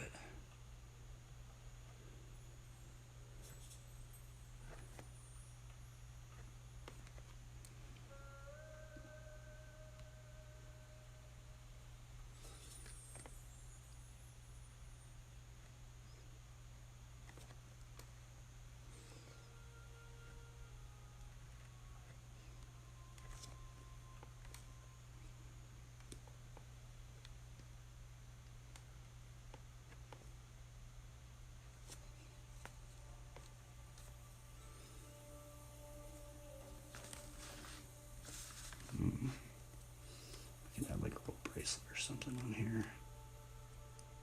We can improv this stuff out, so we're gonna actually improv a little bracelet on this dude. Kind of like a monk bracelet or something.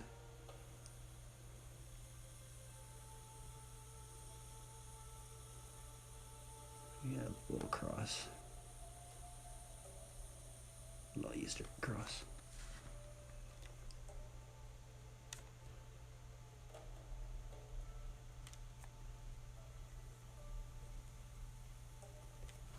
Oops, oh, I totally messed that up. Oh, darn. That's where the staff is. Oh, my goodness. And that's the part. You gotta be careful.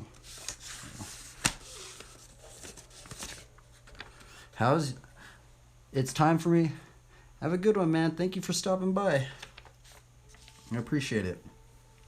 I bet these streams are kind of like dreary, especially right now because I like don't have as much energy. What I like to stream is like right in the beginning because I have all this energy, and it's fun. But let's see here. Let's see, Priceless. How's your learn to draw? It's going pretty good, man. It's actually frustrating in the beginning, but I think this character's starting to come along now. But I ain't gonna lie, I was actually kind of frustrated. I think it was because there's so many people watching me. I was like, oh my goodness, and I just started like rushing everything, and I had to basically just restart it because I actually haven't used the Lightbox in a while. But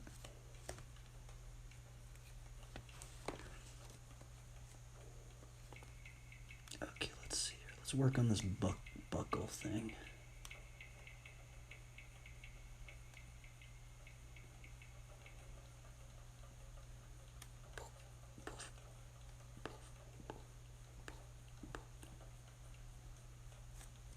That's the buckle thing for the breastplate. I mean, we can kind of try and think about like the armor of God as well, right? We have. I mean, we can also just think about that, right? The armor of God consists of what is it? The helmet of salvation, breastplate of righteousness, the belt of truth, the boots of the gospel of peace, the shield of faith, and the sword of the Spirit, which is the word of God, right? So I guess maybe I could essentially also put like maybe the armor of God verses as well on here. And by the way, the other thing I actually did used to get critiqued a bit. Now that's the weird thing is because some believers have told me that I should stop doing like these nights and stuff, because or I guess like certain knights that I used to do, right? Because I used to do like these things of like knights fighting demons and all this stuff. But some believers actually don't like that, and they told me that like I was like promoting like violence or something like that, which I'm really trying not to promote violence, by the way. But it's just weird because like I don't even know. But sometimes I think, well, what about the Archangel Michael, and then he's gonna fight, and then the angels, and they're gonna fight the demons, and it's like I don't know, right? But I did have some believers tell me that they said I need to like try to like maybe not draw like I guess I don't know like battle scenes or something. I don't know. Anyway, let's work on what do we got? I'm kind of lost right here.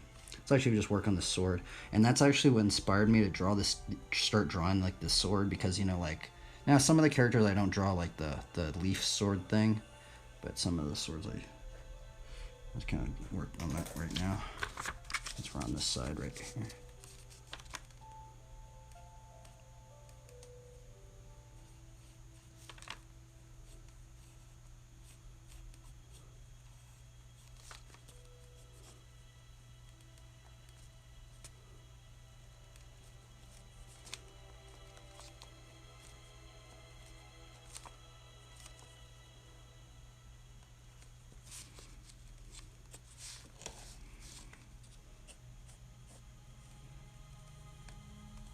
Oops.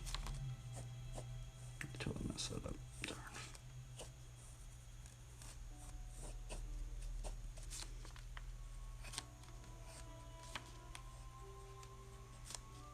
So see, that's why I started doing like this like sword that's like covered in like leaves a lot of times. Because like that's the other weird thing is because of the armor of God, part of the armor of God is the boots, which the boots is an interesting part because the boots says it's the boots of the gospel of peace, right? But also I guess we need to have armor for, you know, the attacks of the enemy. Okay, we do have this sword going now.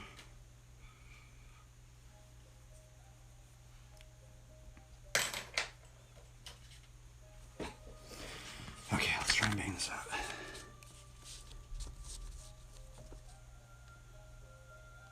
Wait a minute. I need to think about where the perspective kind of thing is. Okay.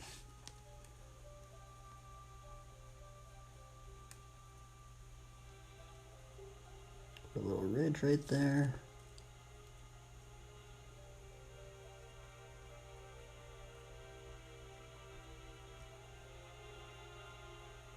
And I just messed it up right there a little.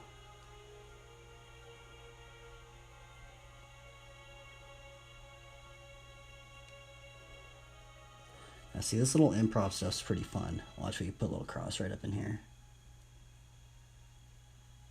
That's one thing I've really been liking to do is putting these little crosses. Kind of fun. It's like adding something. And that's actually from my believer friend. A long time ago, I used to actually draw these knights before I was even a believer. And he used to tell me I should add like little crosses on the hilts and stuff. And ever since then, it's kind of just started growing and growing and growing and growing. Okay, let's work on this hilt.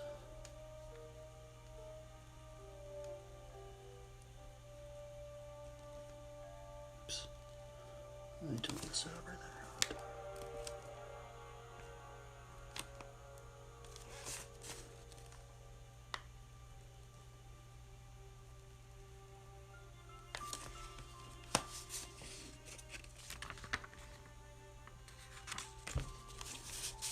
Now I know there's like some sort of weird,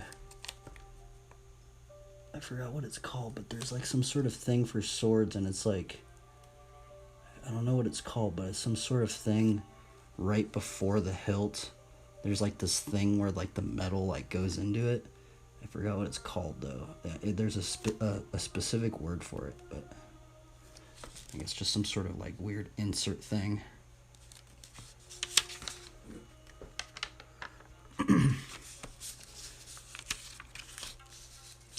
Okie dokie. Let's see here. Where am I?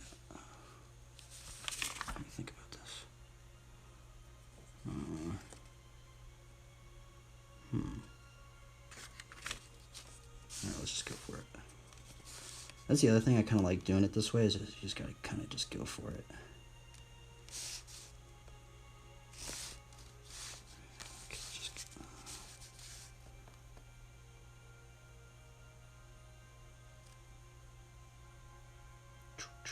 Little notch in there. Actually, I need to work on some of these plants now.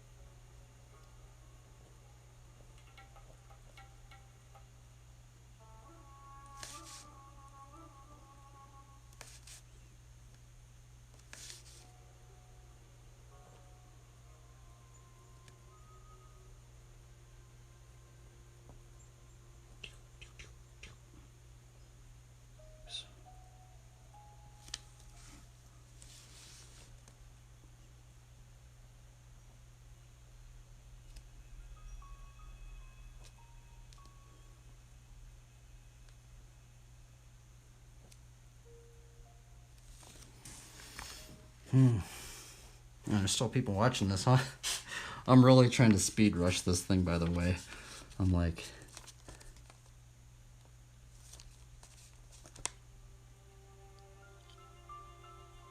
I wonder how long it's been. I think it might have been... Let's see. It's... Oh my goodness. It's been maybe like an hour and maybe 40 minutes or something like that.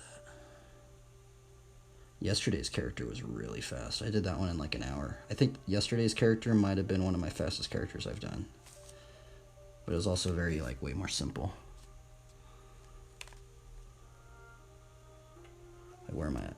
I got kind of lost. There we go.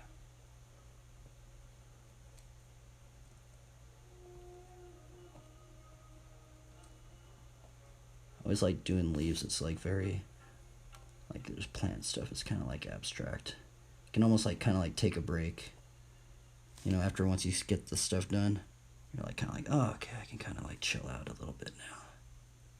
That's what it feels like. And I know, like, if I do mess up some stuff in here, it's not that, like, drastic. But a lot of the thought stuff was up in here. So if you're out there and you're interested in drawing, I think that really started speeding up my drawings. Just working on the hardest things first. And then everything else is kind of like, kind of just have fun.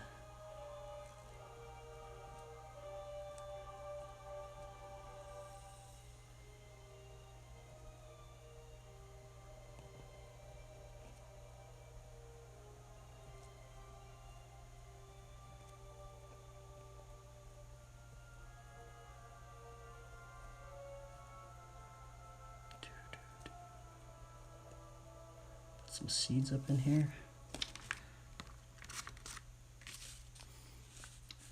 And I think I messed this up. Oh wait, okay, let's see this one. Oh, I didn't. Oh, well, I wasn't really thinking about that.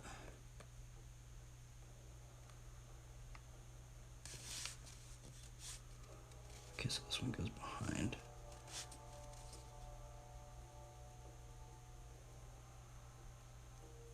Notch right there.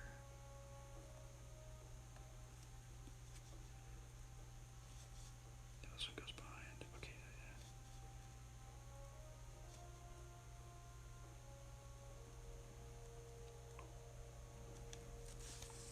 Let's put another little cross up in here.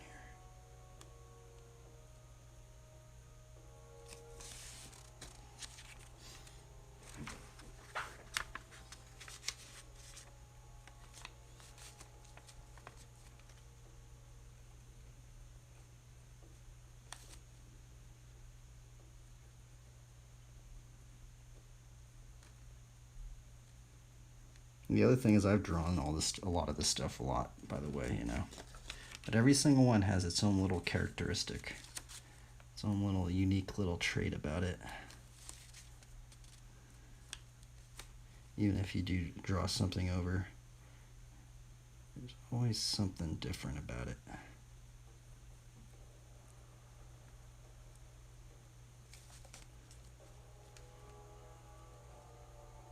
I actually forgot to put the other vine on the other side. And see now, and see if you can't tell right there, my ink's kind of getting clogged up, so that's why I have the pen right here with the cap removed, because all I do is just put some pressure in there and then kind of just get on another piece of paper and that cleans it out. Let's see, is it clean? Yep, and it's clean.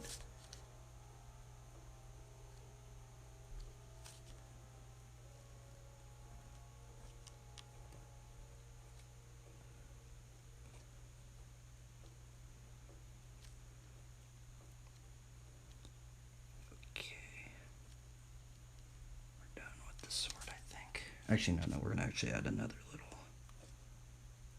segment right here, real quick.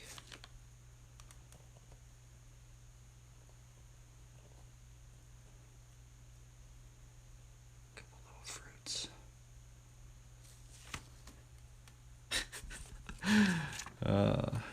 I can't believe you guys are even watching this. I feel like this will be boring. Because normally people don't really watch my drawing segments, so I'm going to be really honest with you. Okay, where am I at? Let's work on this bag. We're almost on the home stretch, actually. We actually could maybe work on these wings, but do wings maybe not the last one. Now, should I do a leaf bag? I think we're actually going to do a leaf bag. Let's do a leaf bag.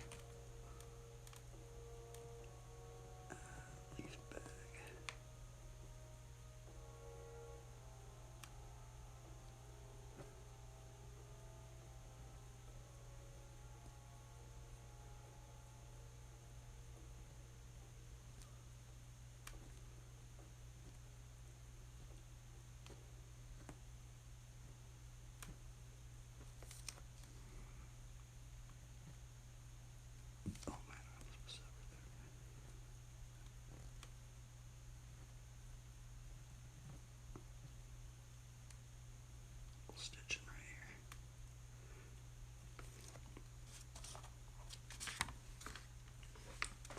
Now let's work on this, like, now I don't know what kind of like belt we can put up on here. We could even put like a leaf belt. We might do that actually, like a vine belt to kind of like maybe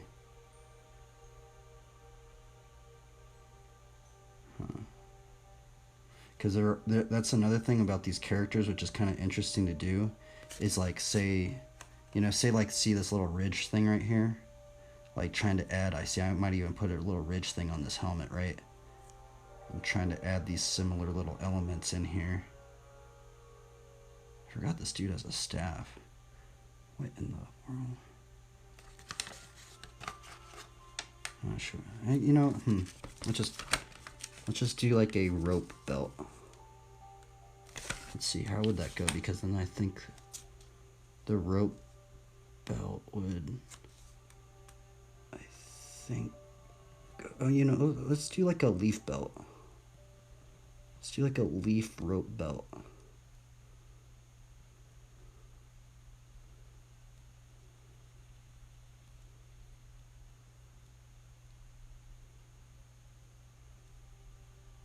Actually, no, let's just do, I don't know.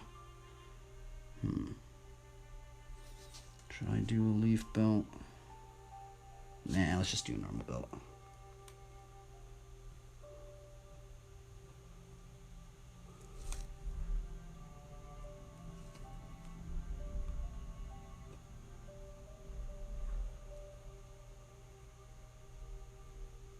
So like the little, what you might call it?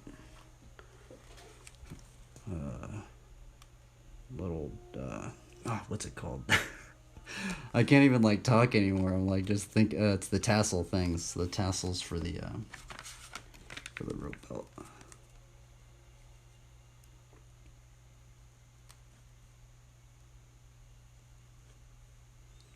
We are going to connect it to that thing as well. It looks kind of sketchy right there, but oh well.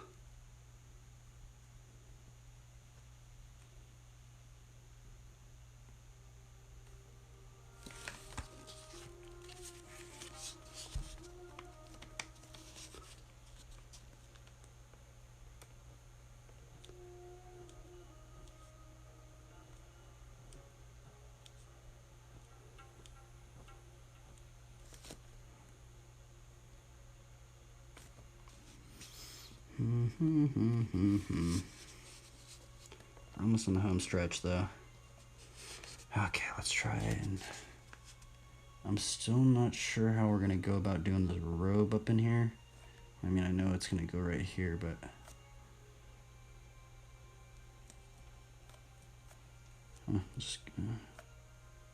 we could have like some like button things right there. Oh well, let's just go for it. I kind of just want to get this done.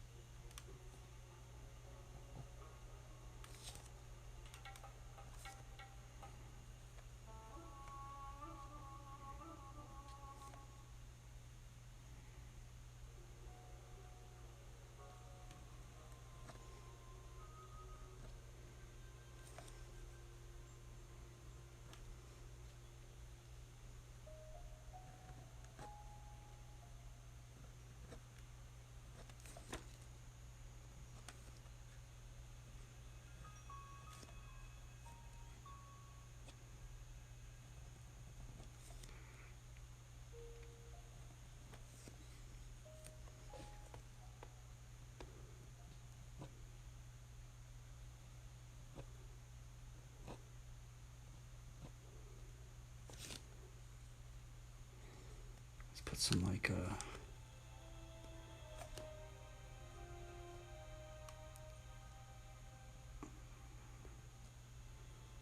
patches.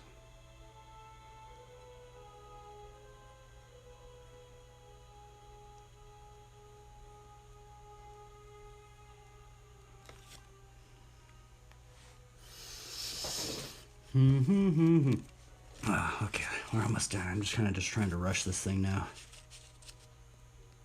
This is the thing that I like to just try and get these things done.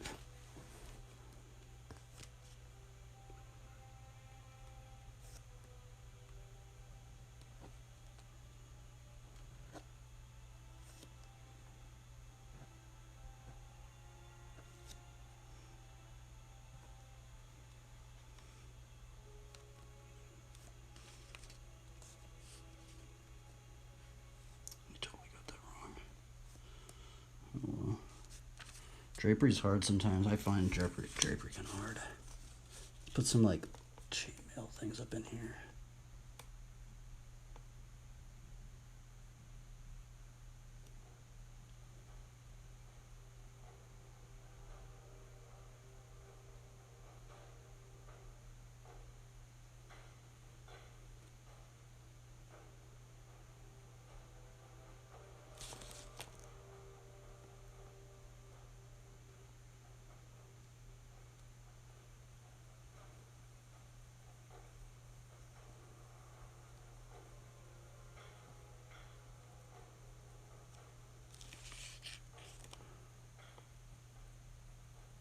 Strange character though. Has like all the armor class types, like in an RPG game, you know. He has plate armor. He has the he has cloth armor. He's got the chainmail armor. Generally, those three are separate, all separated in most RPG games. This dude's rocking it all, huh?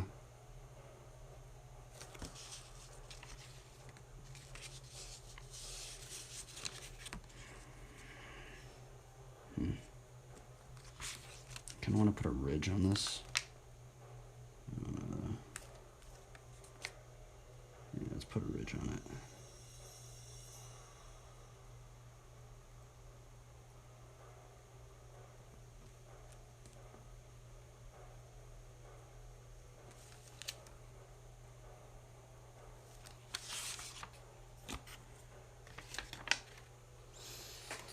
I need some different music.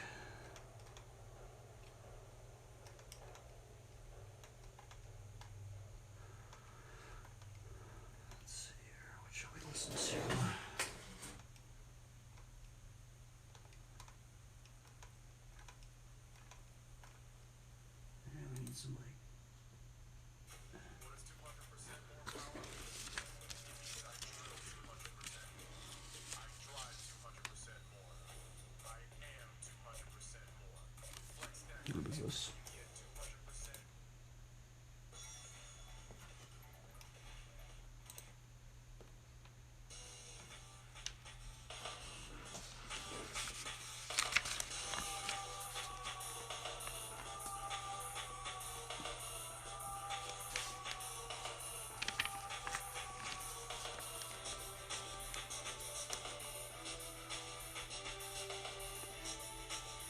I want to put like a plate armor right there.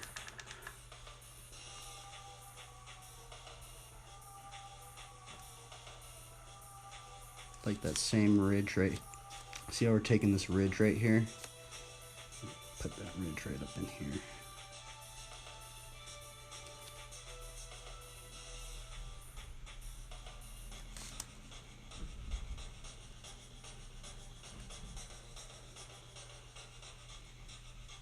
He's gonna be wearing sandals.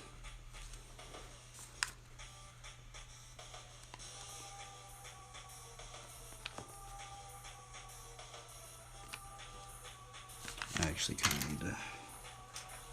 I can't fully improv that out. I gotta at least give it one go with this. There have been times where I have been able to improv it out, but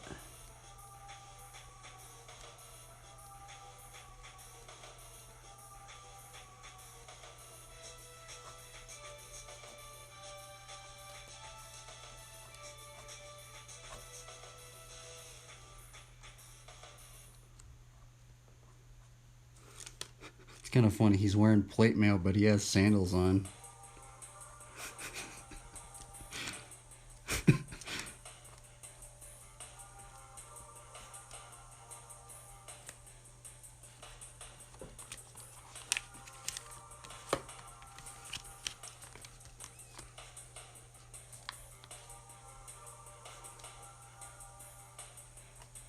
I'm trying to get this done too because a friend didn't want to hang out, so I actually went way past my time, but it's okay.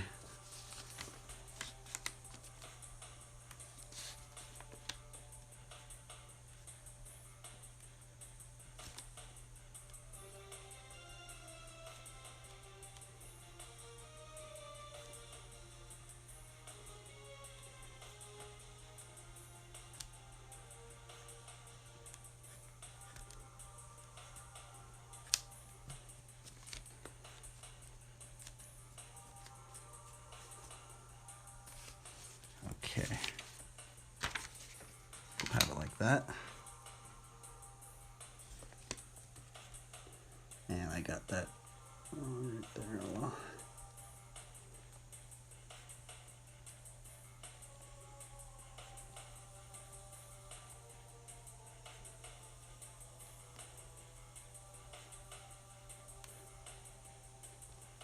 yeah, we're doing a 3-layer system, right? If I don't, I'll start like if I'm not quite sure on what to ink, that's when I start breaking out the pencil.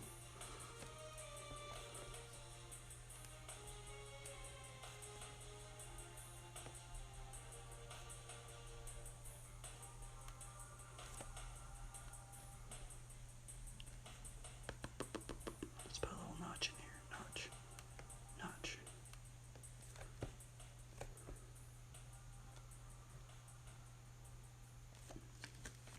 It's a weird symbol. Oh well, actually that strap should actually be right there, but it's okay. We're almost done.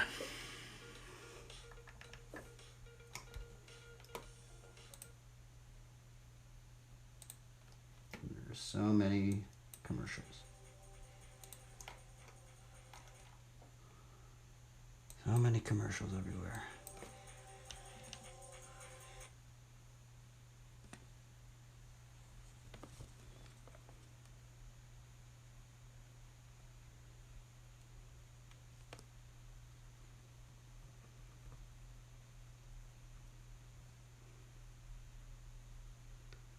Oops.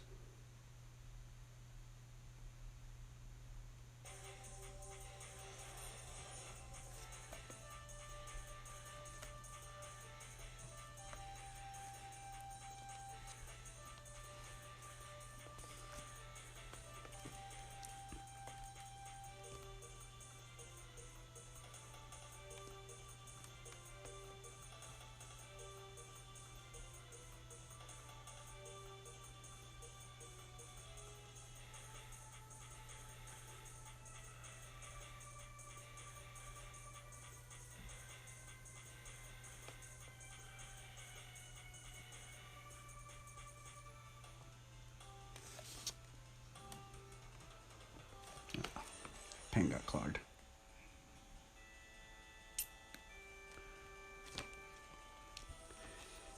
Put a little cross right here. Oops. I'm just trying to speed rush this thing. We're almost on the home stretch. And my pen's getting clogged still.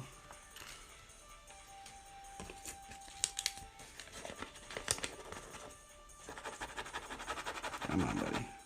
This pen might actually just be running low on ink.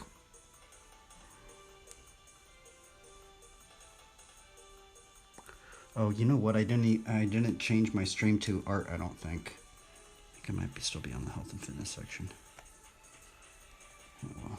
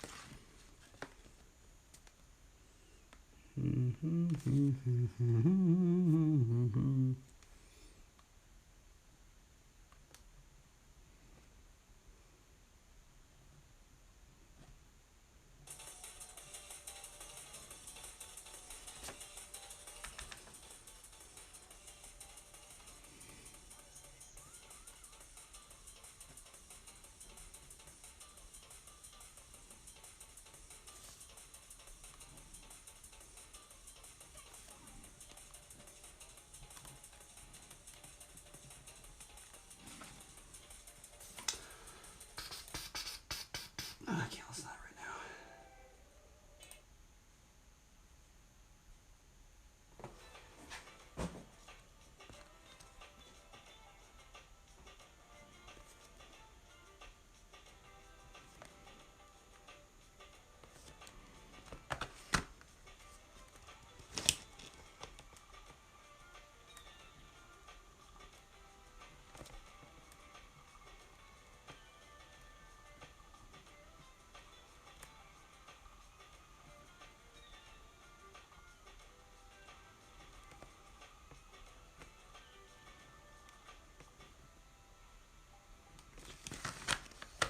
Oops.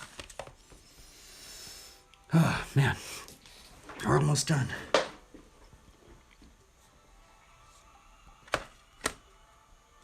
Do you want to kind of put an eyeball right there, too?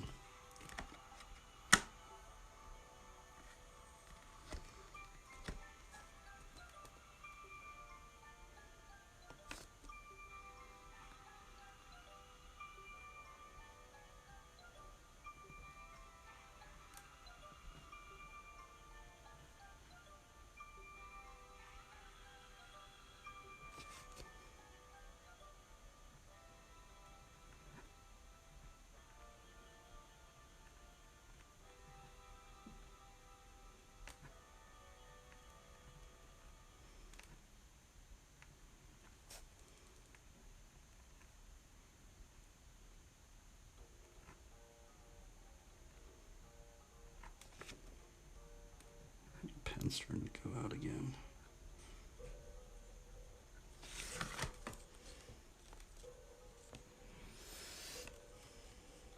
We got a growing staff with one little leaf right there. Maybe we should put another little leaf right there or something. Yeah, maybe not.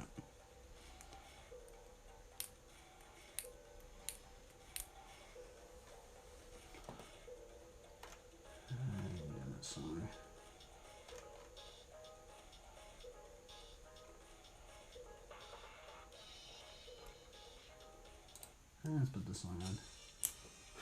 Song's cool. There's actually a Flatline BMX rider with this song name that hops on the stream sometimes. Okay, let's see where are we at.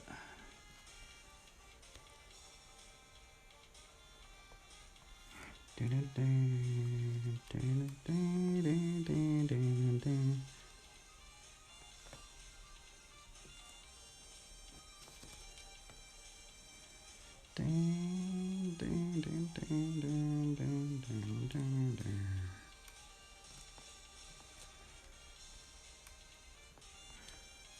on the home stretch, everybody. I'm surprised there's people even watching this thing.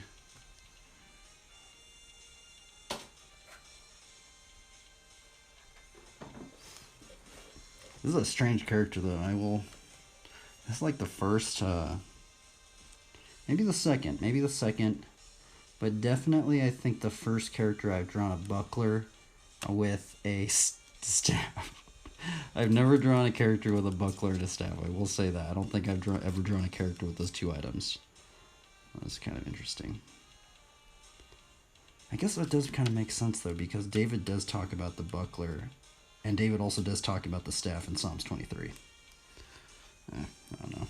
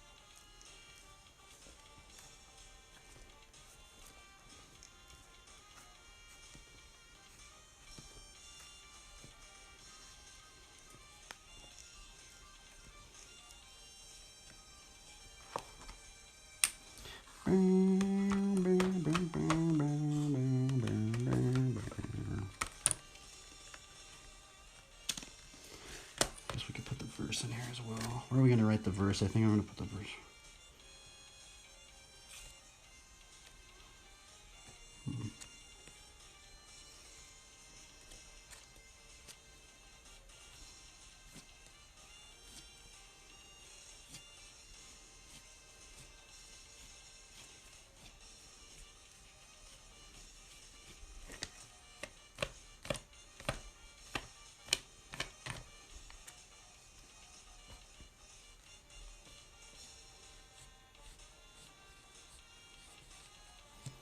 It's weird. I haven't been drawing like wings on my characters lately. I've been drawing like bikes normally. Man, this character is actually kind of gnarly. That wing totally, definitely tied it together, right? Dang, that thing is actually kind of gnarly, man. Imagine just seeing, like, dude, that would just be so crazy, right? Just imagine seeing just a character class like that. Some dude that's just able to, like, fly or something. Drop seeds down or something like that. Now, that's just an RPG element, by the way. That's not, like, in a scriptural sense or something.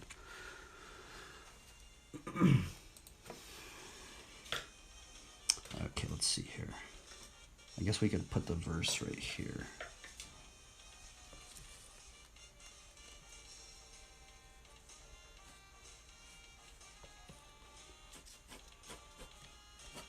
That's some sort of verse to honor to the Lord. Should be able to fit something in there.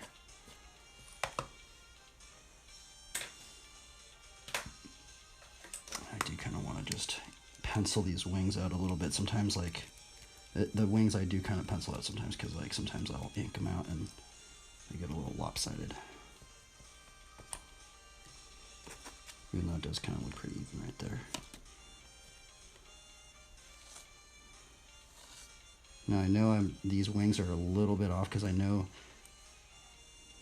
actually that is kind of lopsided right there, isn't it?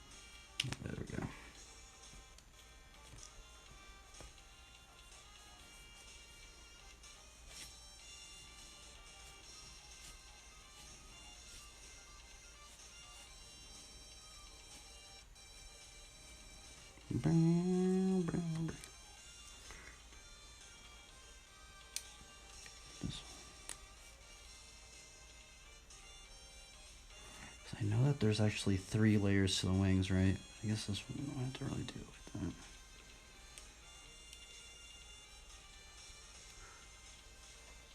Okay, just gonna get this thing done now.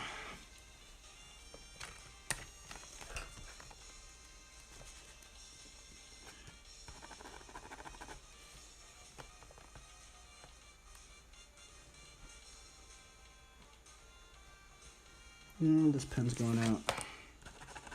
There's too much stuff clogged in it. Fudge. It was going good, this whole thing. But now, I might just be running low on ink on this thing. I'm pretty sure it's clogged up. Colored pencil. What's happening?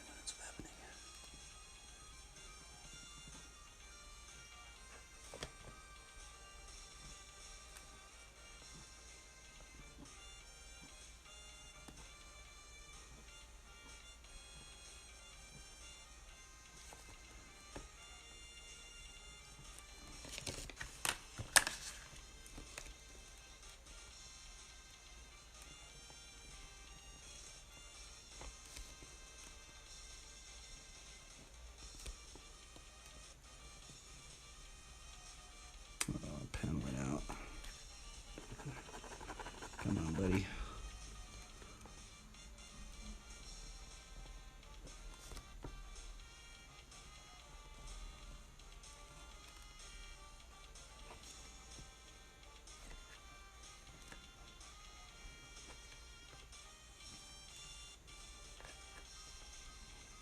I know these wings are not anatomically correct, because it was actually just 2 layers, but on real wings there's actually like three levels of, like, there's this one and then there's another one, but I kind of didn't want to do that because there's already so much stuff right here, so I kind of like just simplified it with just the 2 layers. And sometimes, like, sometimes I do that sometimes because, like, if there's something like really crowded, sometimes I'll just like take away part of something. If that makes sense at all.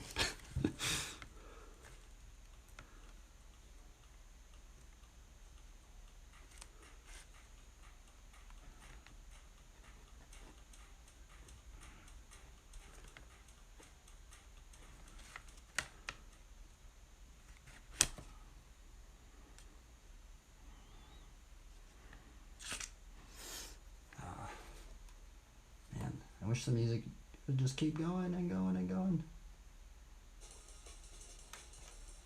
There we go. We're almost in the home stretch. And for some reason it's lagging. Okay, let's get this done. Let's go.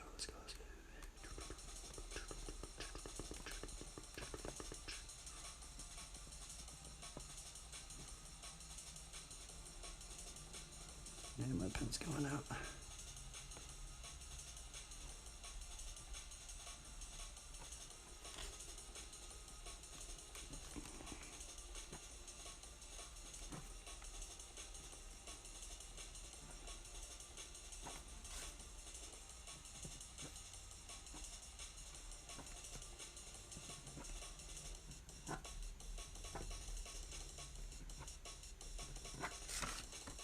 Actually, I need to measure that out. Let's see here. Oh yeah, it would go off the page, wouldn't it? Go off the page, especially if this one's closer, facing towards us. Wait a minute, I need to.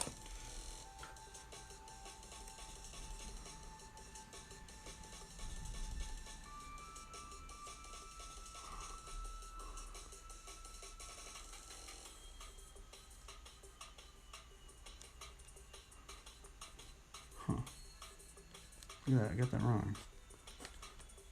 It's weird. Oh well.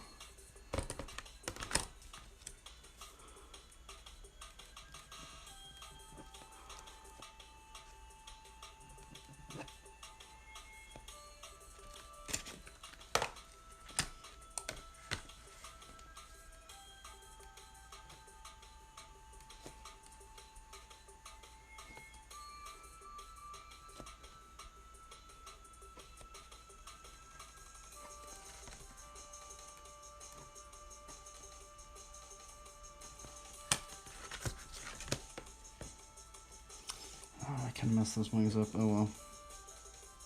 Oh, can't go back. Oh, well. I'm just rushing it now. Kind of want to add like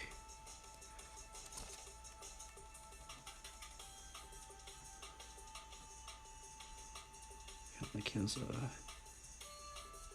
you know, like how on like pants and stuff, like the knees kind of get like rips and stuff on it. It's kind of like that on me too. That one's kind of lame. Oh well. Can't go back now.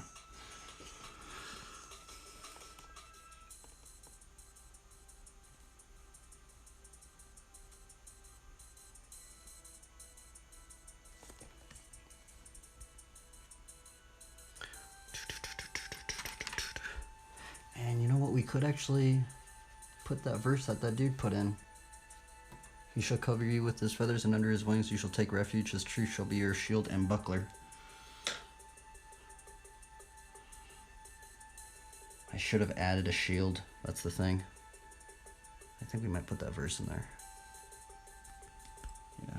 Which verse is that? That's Psalms 91:4. We'll write 91:4 in there. I think I might have this underlined in here.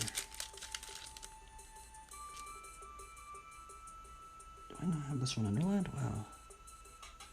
Oh wow, I don't even have this one underlined. Huh. Let's look up, what does the KJV version say?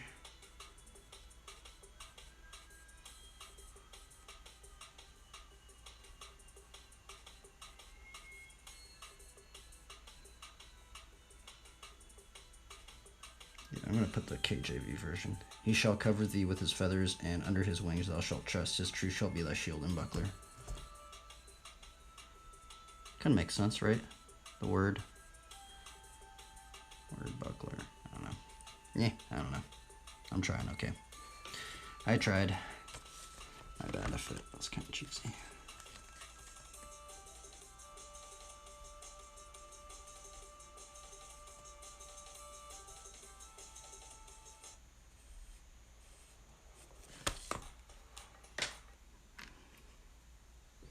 Let's go. We're almost done. We're almost done. We're almost done. We're almost done. We're so. And there's a commercial. Come on, bro. Come on, Bubba. Come on, bro.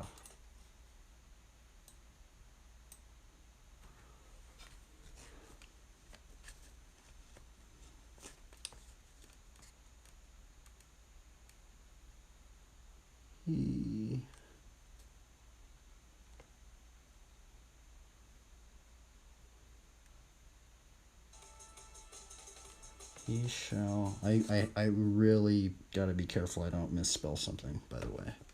He shall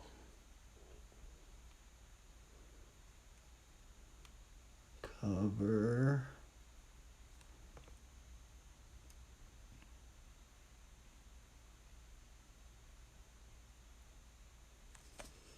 the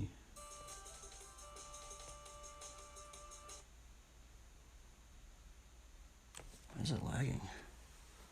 That's weird.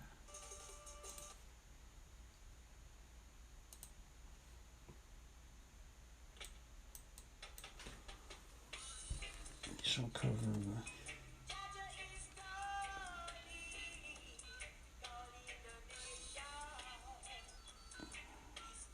with his feathers.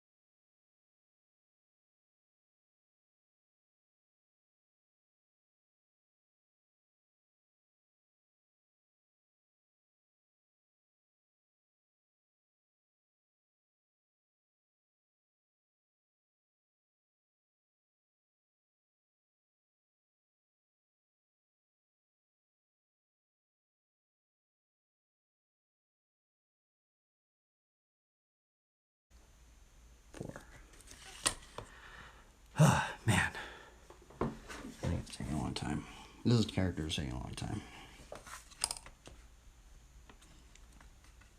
I guess we'll sign it somewhere.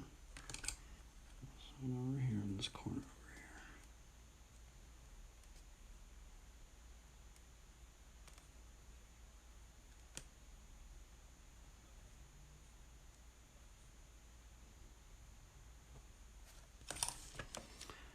here. Okay, we're done. Holy moly.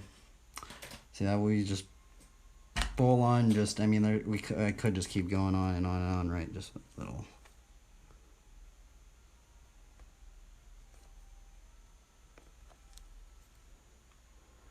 Okay, well, everybody, and that's how we completed ink with this style anyway. And now, I guess just to kind of reiterate, kind of did the the armor of God kind of thing, right? We have the kind of the helm, I'm not saying this is specifically it, maybe it's a vague representation of it. You know, helmet of salvation, breastplate of righteousness, belt of truth, boots of the gospel of peace. And we could even just put a peace sign in here, honestly. Let's put a little Easter egg just so. You know, boots of the gospel of peace. We have the sword of the Spirit, which is the word of God. In Luke 8, I think Luke 8:11, it says the word of God is the seed. We have the staff kind of mentioned in Psalms 23 about something about where David talks about your rod and your staff, they comfort me, or something like that. Now in Psalms 23, he's actually holding 2 staves, by the way, so, you know, and kind of inspired by many verses, all kind of, you know, kind of comboed together, right? And we got kind of like the buckler thing.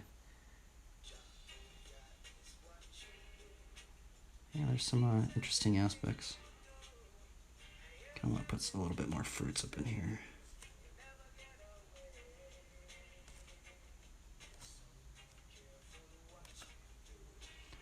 See that you say or do.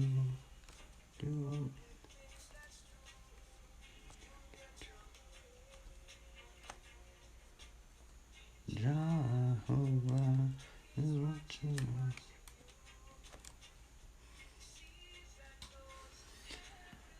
Okie dokie.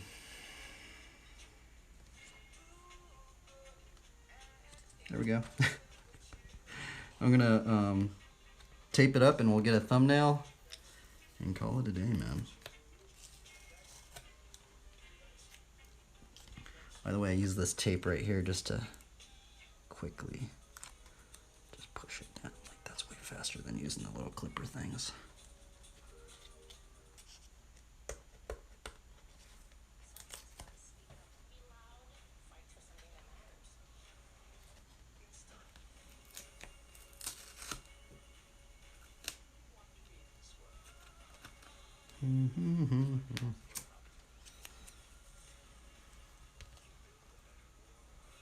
Okay, we are done. Holy Toledo. That one took it out of me, man. I'm not gonna lie. This one, we really had to just push this one. I was a little nervous having people watch me, but it's okay. I kind of messed up in the beginning, but well, we got it done. We got something done. We actually got something done. Holy moly. Holy Toledo. Now we got a thumbnail. Yeah, and that's the thumbnail for today's character. I appreciate anybody that tuned in. I apologize if it was cringy. I apologize if I said anything wrong. I'm sorry if I, I'm not perfect, so, so just, but, it's interesting character. Very interesting character, actually, today. We got some close-ups. And then, I guess the most important part about this illustration is this right here. This is all just, but this, honestly, right here, the word, because that's what the Lord says is actually the seed, is actually the word, so. He shall cover thee with his feathers, and under his wings shalt thou trust. His truth shall be thy shield and buckler. That buckler right there. Anyway, everybody. Thumbnail. Farewell, travelers. Thank you for tuning in. This one took it out of me. I ain't gonna lie. I had to restart this one. Oh my goodness, this helmet was hard, bro. That was a rare item to get. That helmet, dude. If you started from the beginning, I drew that helmet like 10 times. Then we actually got something out of it. Anyway, peace out, guys. Have a good one. Try your best and have fun. And remember, just to seek first the kingdom of God. Farewell.